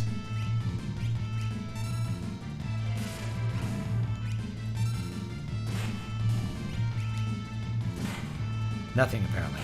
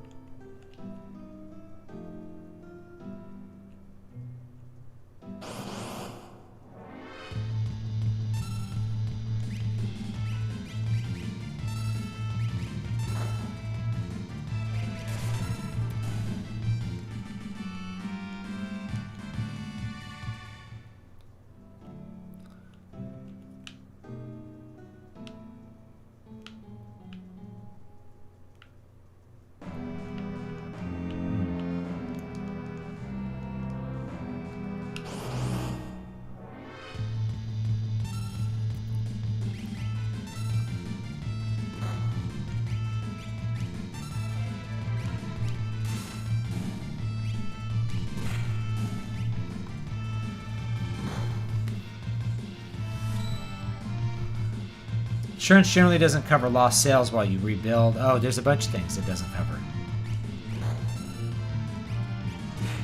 You know, if my house burns down, I haven't just lost my house and I just get another one. I've lost all the stuff in my house. I've lost 30 novels on my computer. I've lost guitars that cannot be replaced, ever. You know, I can buy another guitar. I cannot replace the guitars I have. What am I supposed to do here? No idea. Oh wait, do we go over the edge here?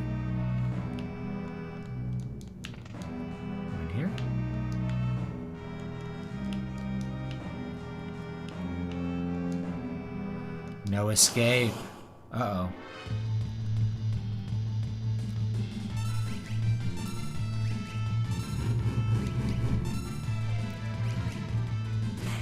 Do you think Chargers... I don't think Chargers would have been... Well, do you think Chargers would have pursued had Kyle gone down as opposed to his assailants? I don't know. That's a really good question. Possibly. Whatever did you think you were doing? No escape. Huh? No escape. Who's there? Came from this direction. No escape. Whoa, they're coming.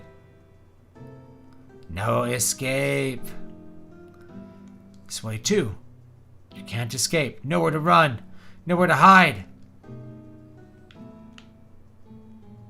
You can't escape. Nowhere to run. Nowhere to hide. You can't escape. Nowhere to run. Nowhere to hide. Bloody persistent. I believe we're stuck. I know. You have an idea? Okay. The time has come to see if all my training has paid off. Come, Hagar. Yahoo!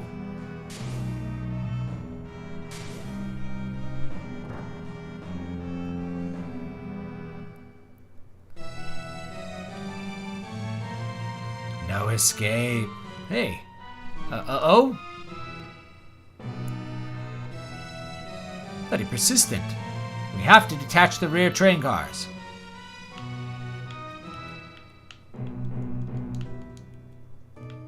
How do you detach them? Well, we'll find out. Won't we? As soon as we kill more ghosts.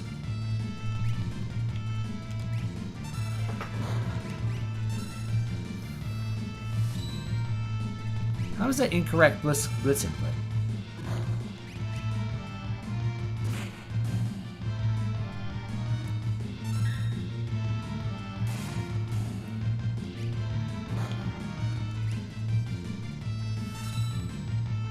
How is this incorrect? I'm doing it the same every time.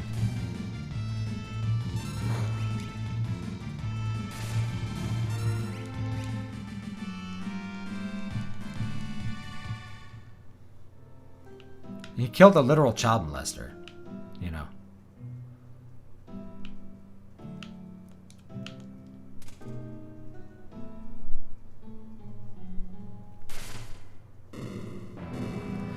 Killed a rapist. Can't follow us now.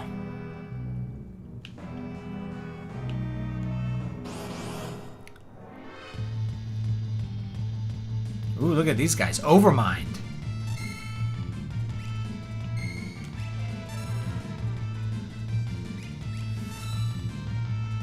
These guys look cool. What cool looking sprites.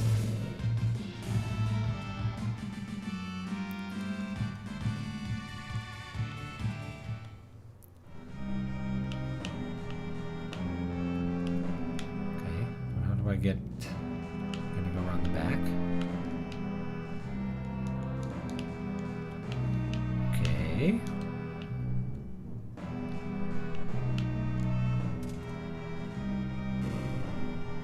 Okay, then open the door.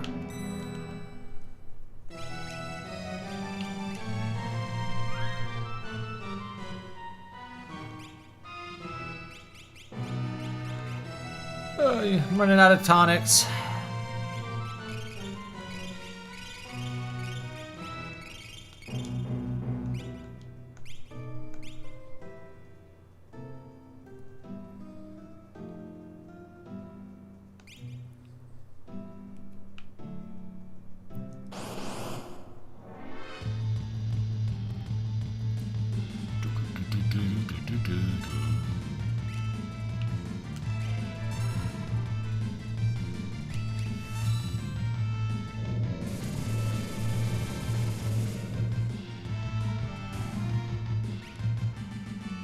Yeah, they're already labeling him murderers. I mean, he should sue for defamation. This really what we need a lot more of is to weaponize the courts against the left, you know.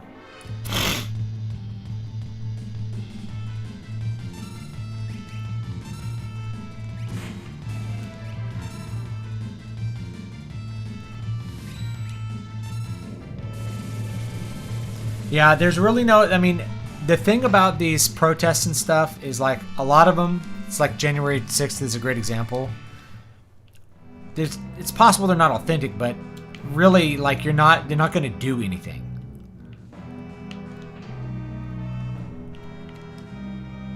Please order at the table.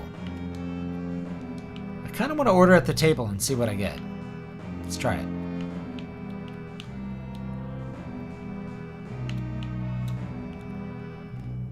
Food, bring me everything you got.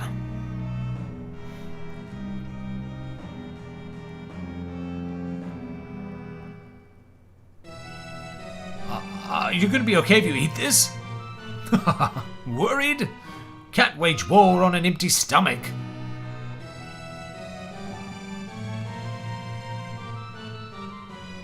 Can you imagine being 17 and having the president call you a white supremacist? I can imagine it. Sir, I won't hear any more of this kind of talk. Gobble, gobble, snarf, snap. HP and MP recovered, and status ailments like poison cured.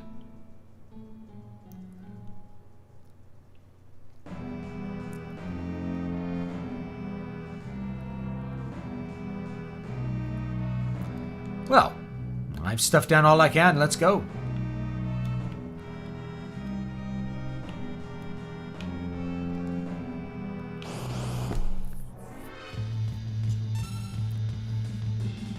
I mean, I think you can sue the president for certain things. I don't know if there's ever been a defamation suit against a president. I have no idea about the legality or legal complications of that.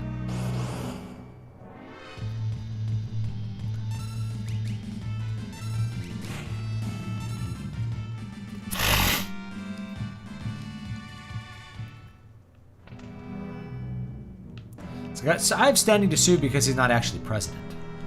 That would be interesting. Stop where you are. I am Siegfried, the world's greatest swordsman. That treasure chest is mine. If I were you, Ox, I'd grab Grandpa here and run. You look more like a manicurist, now scram.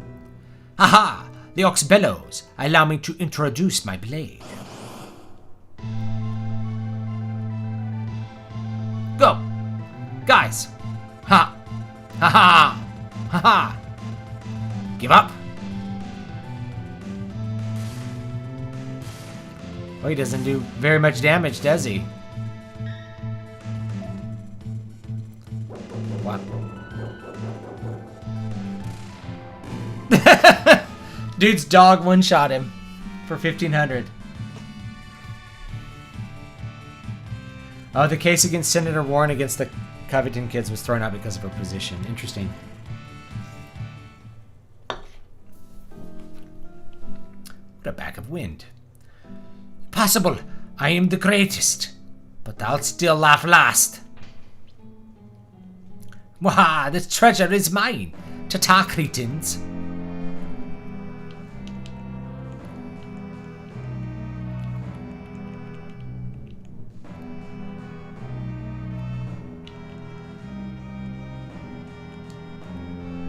Seems to want to come with us.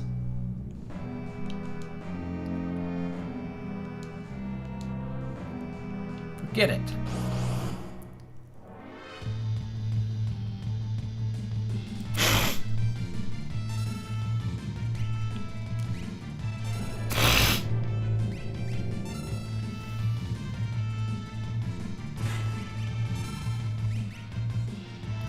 And that Demi hits hard.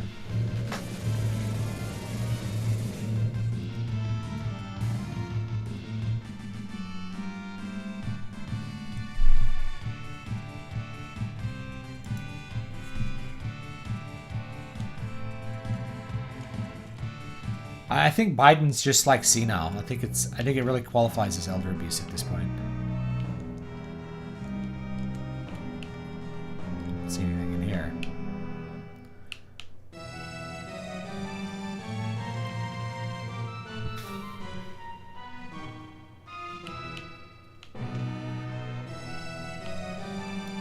Anything in here?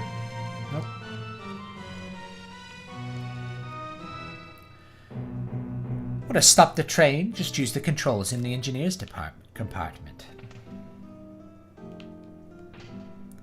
Phoenix down. Sniper sight. Phoenix down. Monster in a box. Oh no!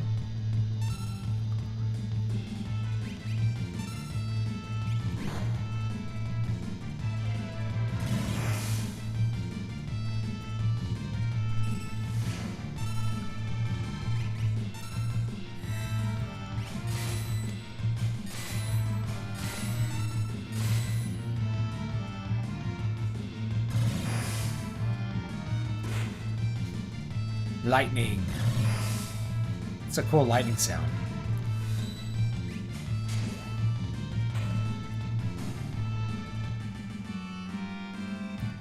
Hyper wrist. That's cool.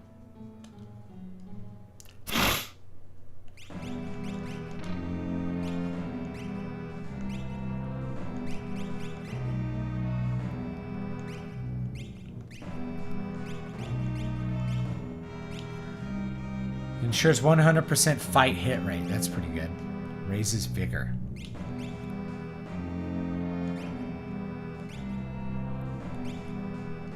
Actually don't want relics on Vanta.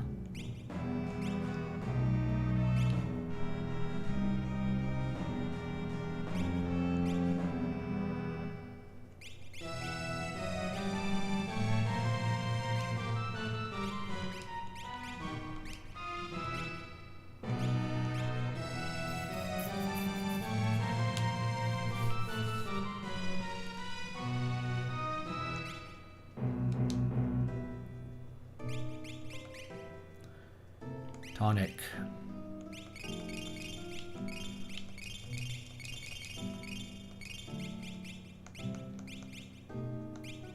John, what's up, John? Hope you're having a good Saturday. I like this game a lot, too. Shall we be off? Oh, we gotta leave my ghost friend behind. I liked him. Guess we're on our own now.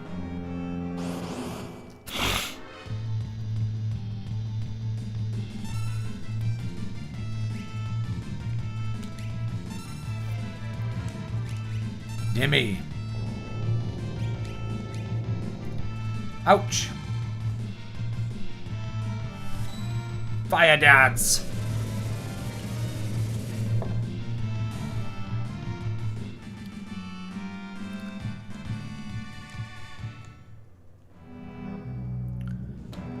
Let's see what's in here. Oh, little safe spot. Sleeping bag on Hagar.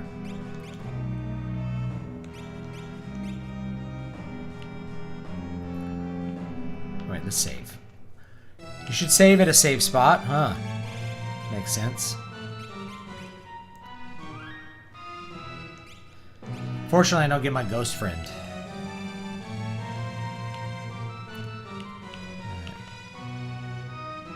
This is the engineer's room. Gotta stop this thing. Alright, which one? Let's try this one.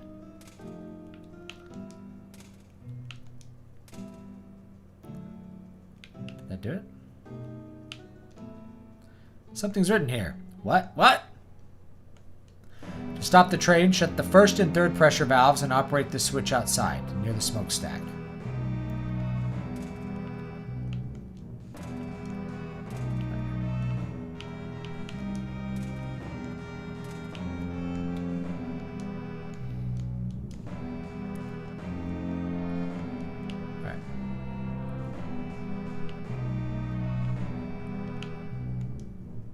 Press this switch and the train will stop.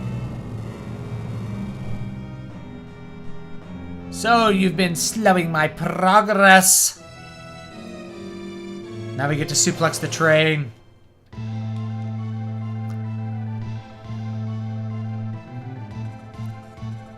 Wheel.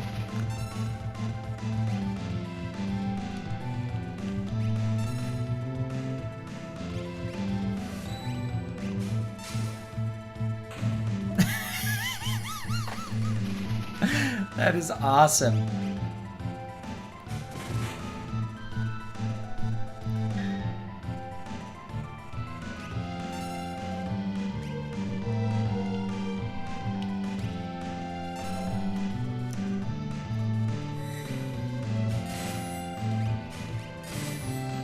Look at him go! Oh, we already defeated it. No, did we defeat it yet? There we go! Just suplex the train. This is where Final Fantasy goes to legendary status. I will let you go, but first there's something I must do. I don't know what a train would sound like. But first there's something I must do.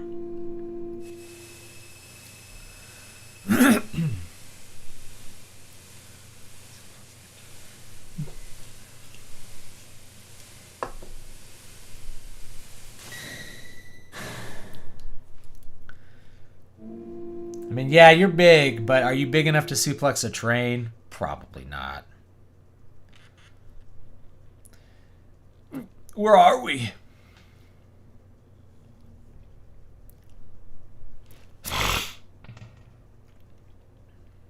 A road.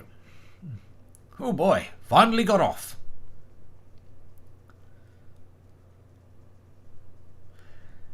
We shouldn't be here. Let's go now.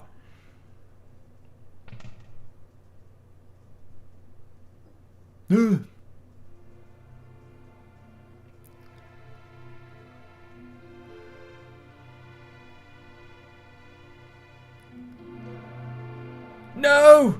Elaine! Owen! Have a good weekend, Jared.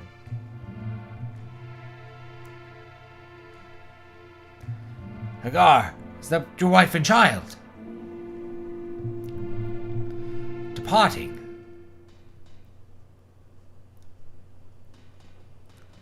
Please wait. Hagar, Elaine. Owen. Owain. My love, you made me so happy. Don't forget me. Dad, I'll make sure Mom's all right. Oh, wait, that was her talking. My love, you made me so happy. Don't forget me. So sad.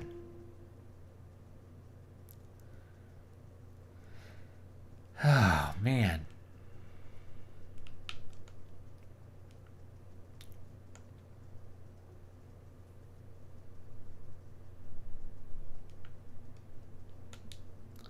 Leave him alone.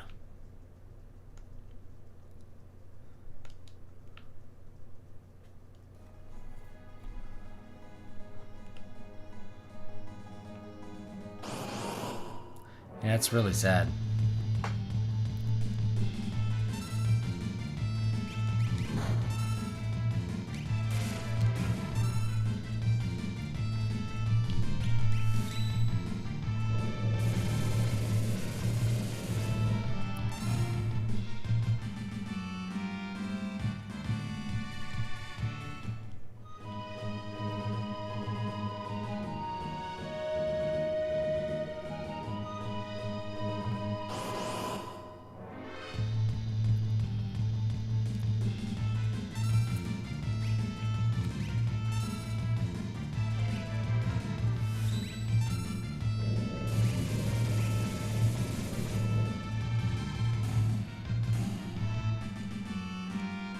Fire dance is good.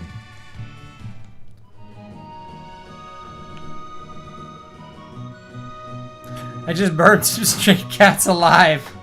Oh, it's brutal.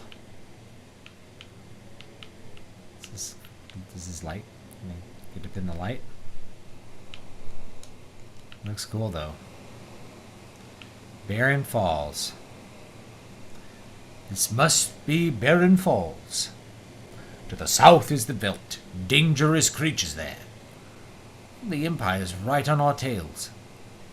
If we could slip through the veldt, we can reach the town of Mobli's to the east. I have served my purpose. Fanta! Don't you want a Fanta? Thanks for your help. Let's join ranks again sometime.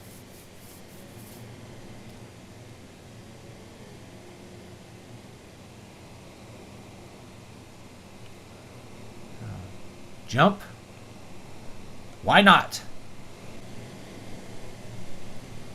Whoa, look at those waterfalls.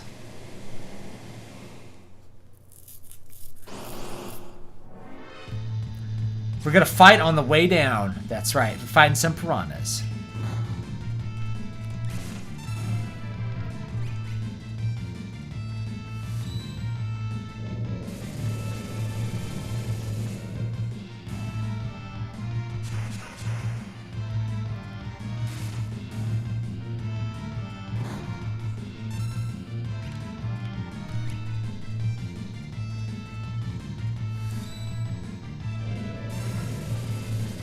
I just remembered my laundry.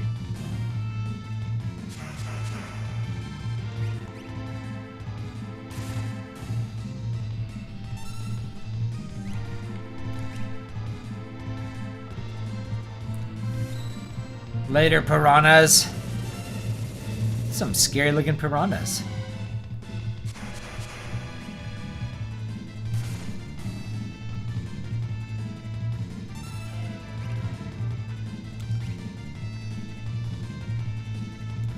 Fire dance is strong.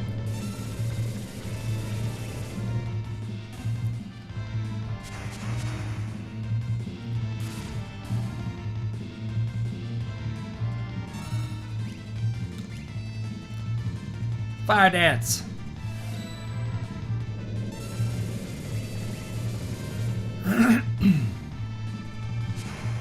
Ooh, Rizopas.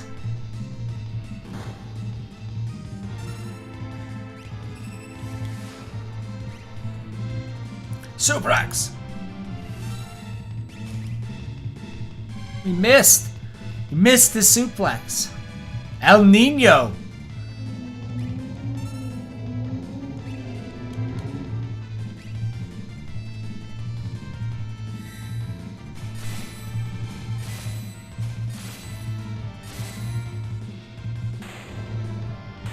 I didn't even need to suplex him. Don't go jumping waterfalls.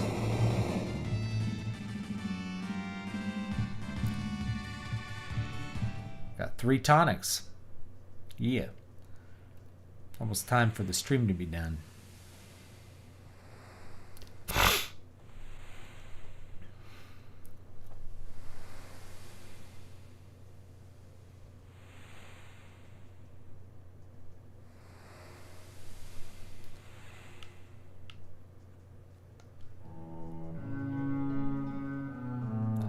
Like this little cello patch.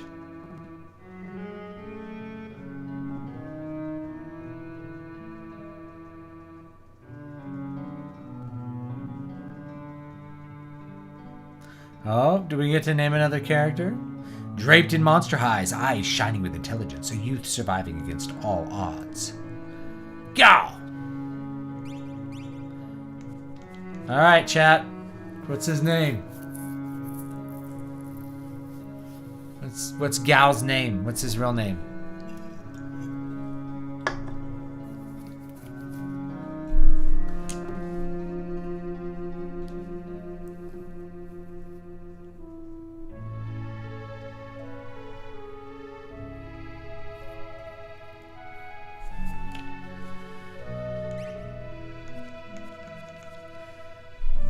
I'll wait for the chat to give me a name.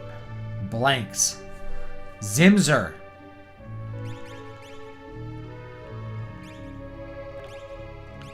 Blanca Zimzer Bam Bam Dumas.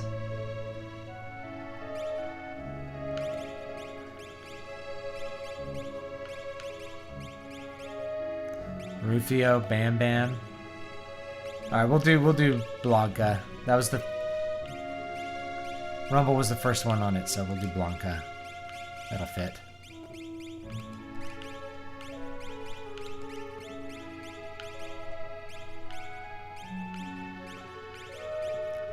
I just thought it was crazy that he they gave him green skin. I don't remember why.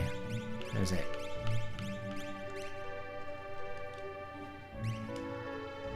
Blanca. It's the gown.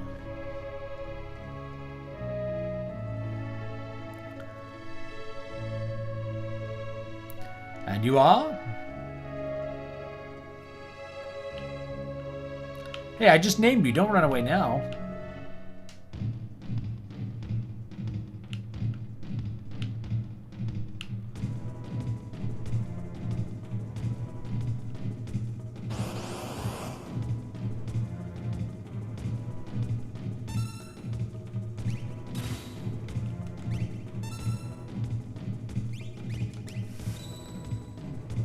Like how there's no battle music here. It's just like this little jungle music.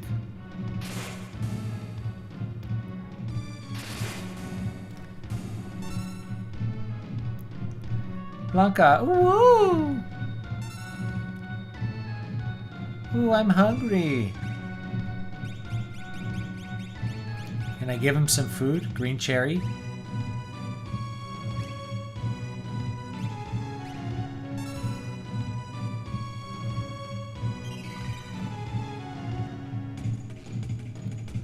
Ooh, I'm hungry.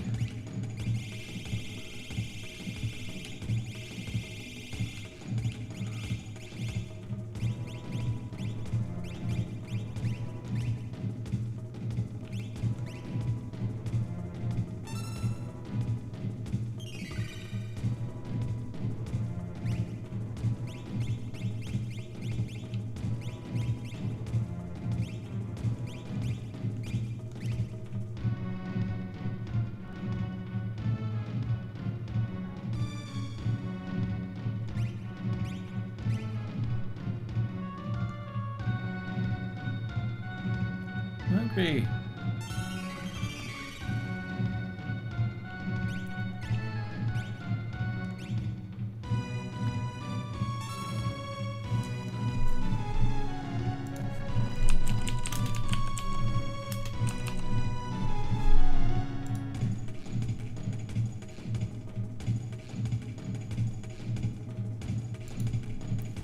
Hungry.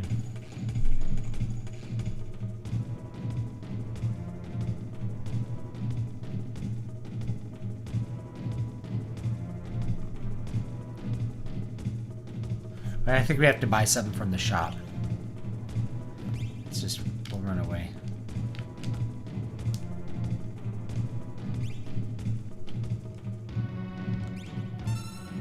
The cherries don't want, he doesn't want the cherries. I think he wants, I think you have to buy him something. Yeah, meat. How do I get out of here?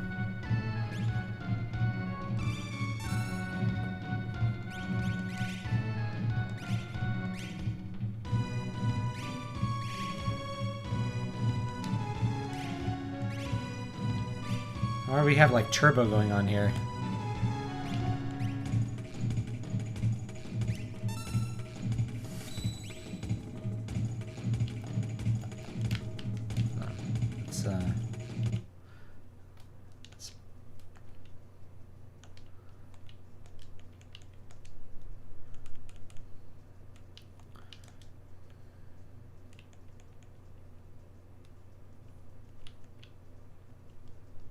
Okay, I mean, it should be set up here.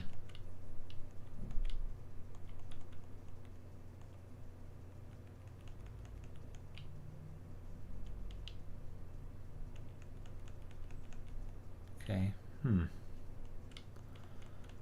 Okay. I don't know why it's not working. Whatever. Alright. Yeah, I can't fight him. So how do I get out of this fight?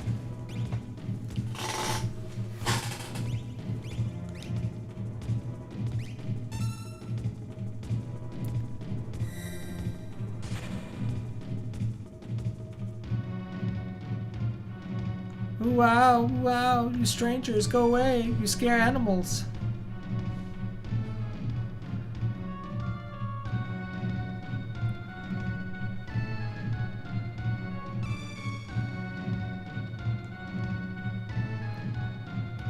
Yeah, we gotta go to the village here and buy meat.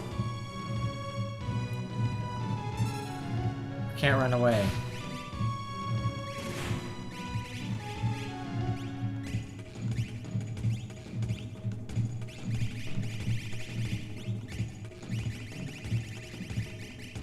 Can't seem to Get out of here. What is going on? My controller's like freaking out here.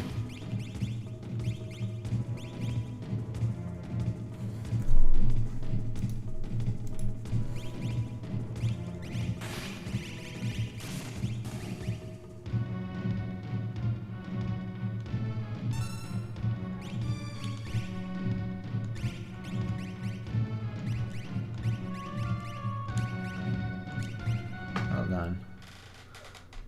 Something's going on here.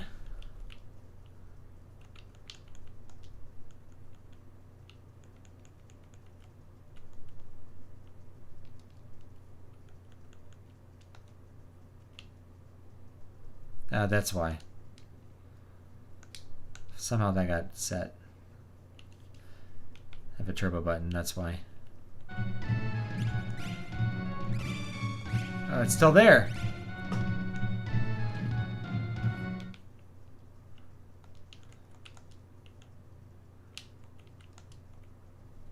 No, it's not there now.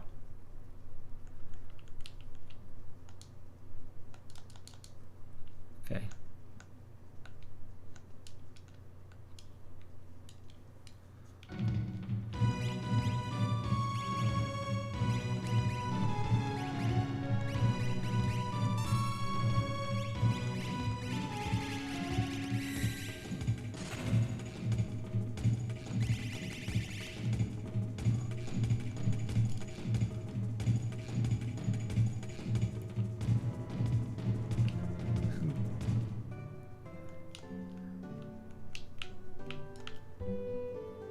They'll just tell us that the war is broken out.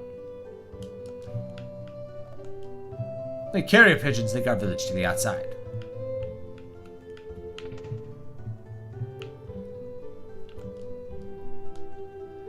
$100 gold for a snooze. Thanks. 100 gold for a nap.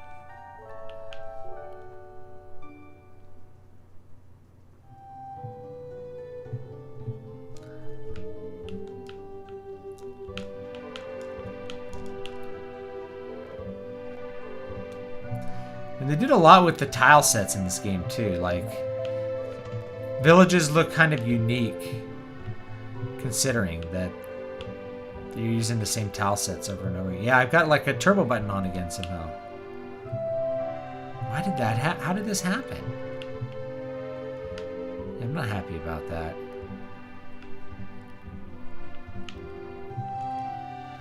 Out hunting, I noticed a kid running with a herd of beasts. His parents know where he is?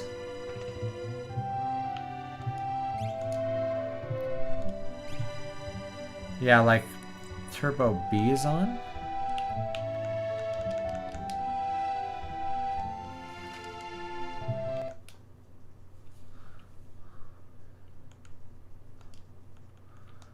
I have no idea what's on here.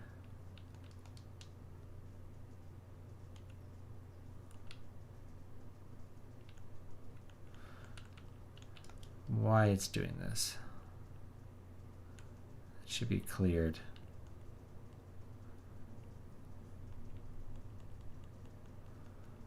All right.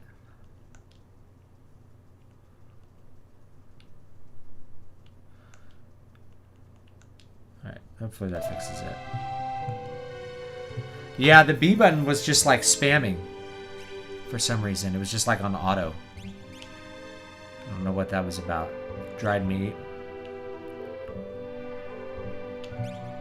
I don't know. Let's buy maybe 2 of those. Buy a lot of these.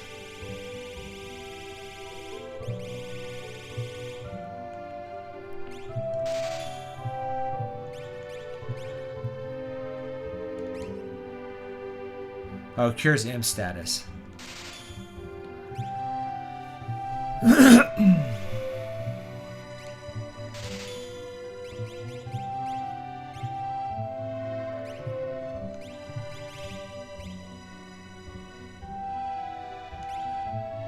Got a lot of 97,000. That's not bad.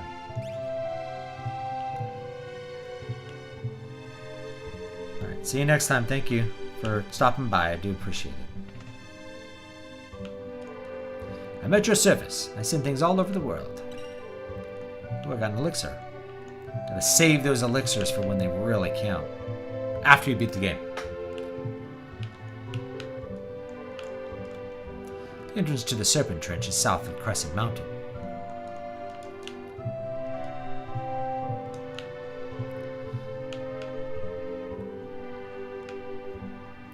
Is Gao any good? I don't even remember. The soldier in here is hurt pretty bad. Just like this girl. Some soldier wanted here. Busted up pretty bad too. Doesn't look good. Only the letters coming from the town of Miranda are keeping him going.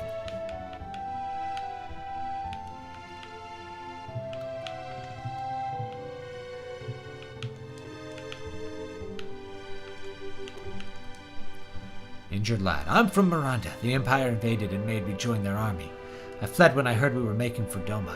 They caught me and did this. Now I can't even move. I'll never see Lola again. On the desk is a letter. Will you please read it?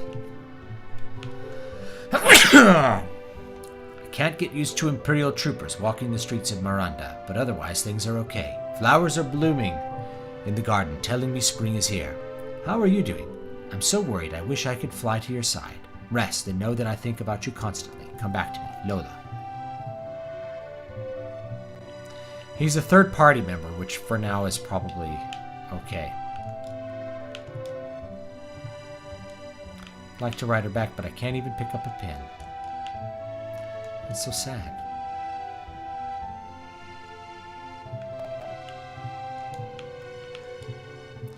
Keep your voices down.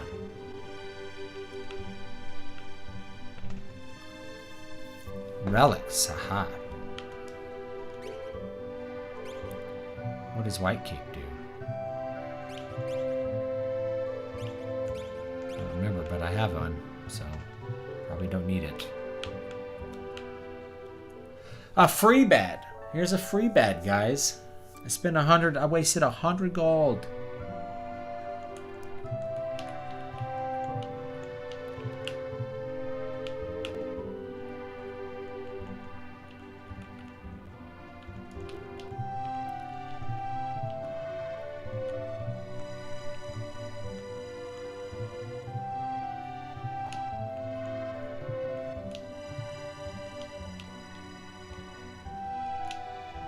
Strong currents run through the Serpent Trench. Heard about it?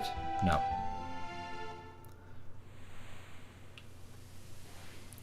We'll do these little cinematics and maybe get Gao and call it a day. I got a bunch of other stuff to do. That's how it is. Got these sweet Mode 7 graphics.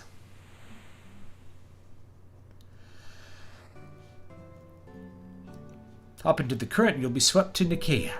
Too bad our underwater breathing device was stolen.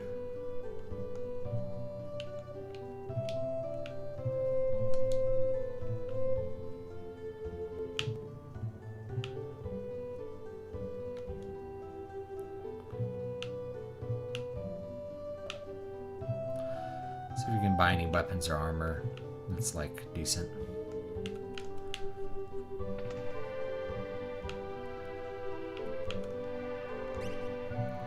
Mithril knife, mithril claw.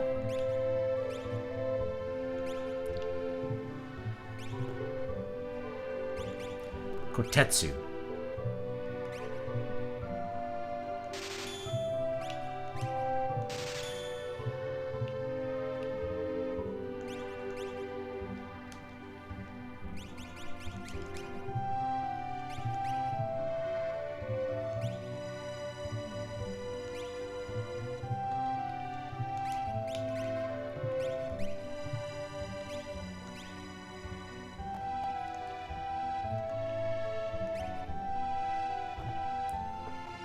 Heavy shield. A mage's hat. We'll buy one. I need one. Bandana. Iron helmet. Iron armor.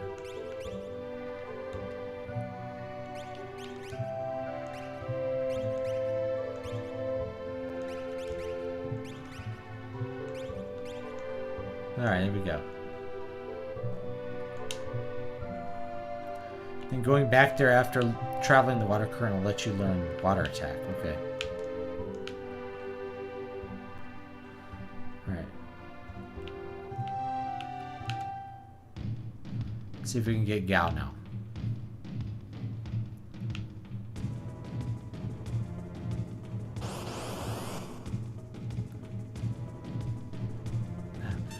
Hope you like bedbugs and pink eye.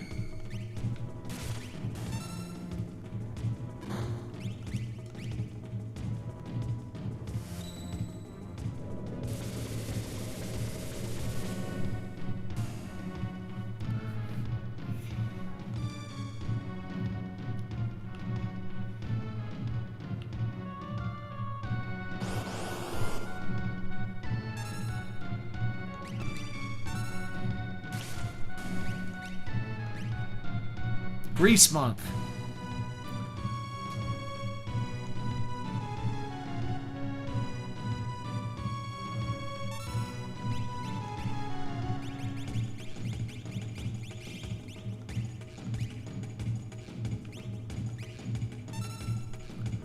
Ooh, I'm hungry.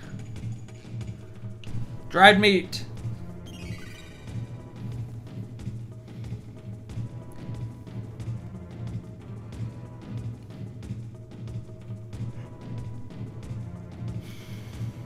What the? Thou art so odd. I'm Hagar and he's Sigma. You Sigma, you Hagar. Me want more food. No more food for you. You go get more for me. You're a regular munchkin. And you afraid of me.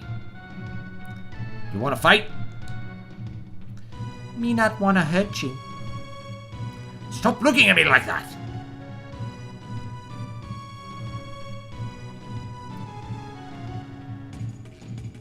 Pretty tough. Aha! That fun, you strong. Me like dancing. You good leader. Shut up! Simmer down, sirs. And thou, O wild one, who might thou be? Thou? Thou, thou. Thou, thou. Thou, thou. Thou, thou. You angry? Hagar. You angry? Me? Hagar. You angry? Me? Hagar. You angry? Me? Listen, his family was just... Me understand. Me sorry. Me not mean person.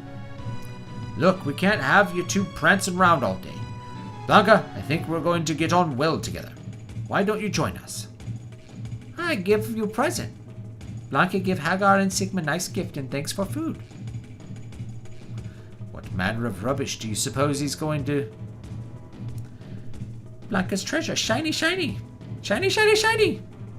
Can anything be that shiny? Does Mr. Thou like shiny things? Mr. Thou's that one over there. Shiny thing, eh? Think how jealous Key's gonna be when he hears about this. Who be Key? He bad man? Maybe he try steal my treasure. Key, well, he's... Listen when someone's talking to you. I think he's trying to tell us something. Ugh. Alright, carry on. Here, shiny thing here. Sigma, place where you buy food is called Moblis. Hagar, place where you stand, river brought you there. We go Crescent Mountain, shiny thing there. Look, let's just go along with him to this Crescent Mountain.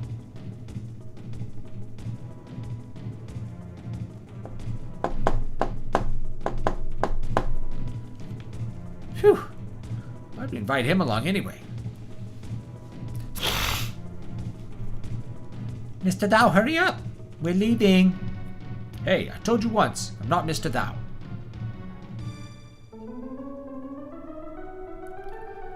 Whoa. Whoa. Oh, hello. Here's how to build up Blanca's skills. Choose Leap, a command that only appears when you are on the veldt. Keep fighting on the veldt, and Blanca will reappear. He'll have learned the attacks of the monsters you were fighting when he left and returned. Wow! Wow!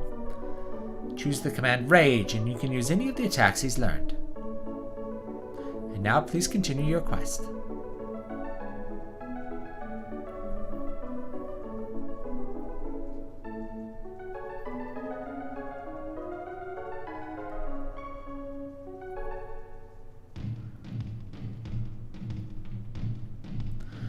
Alright, let's go ahead and save.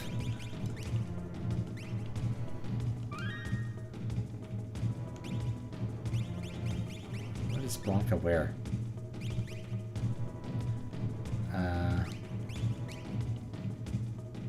I guess he can wear a buckler? Okay, whatever.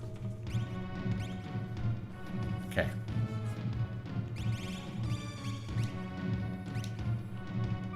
Alright, guys. I think that's going to be it for today. So, I do appreciate it. Hope you guys will have a good one.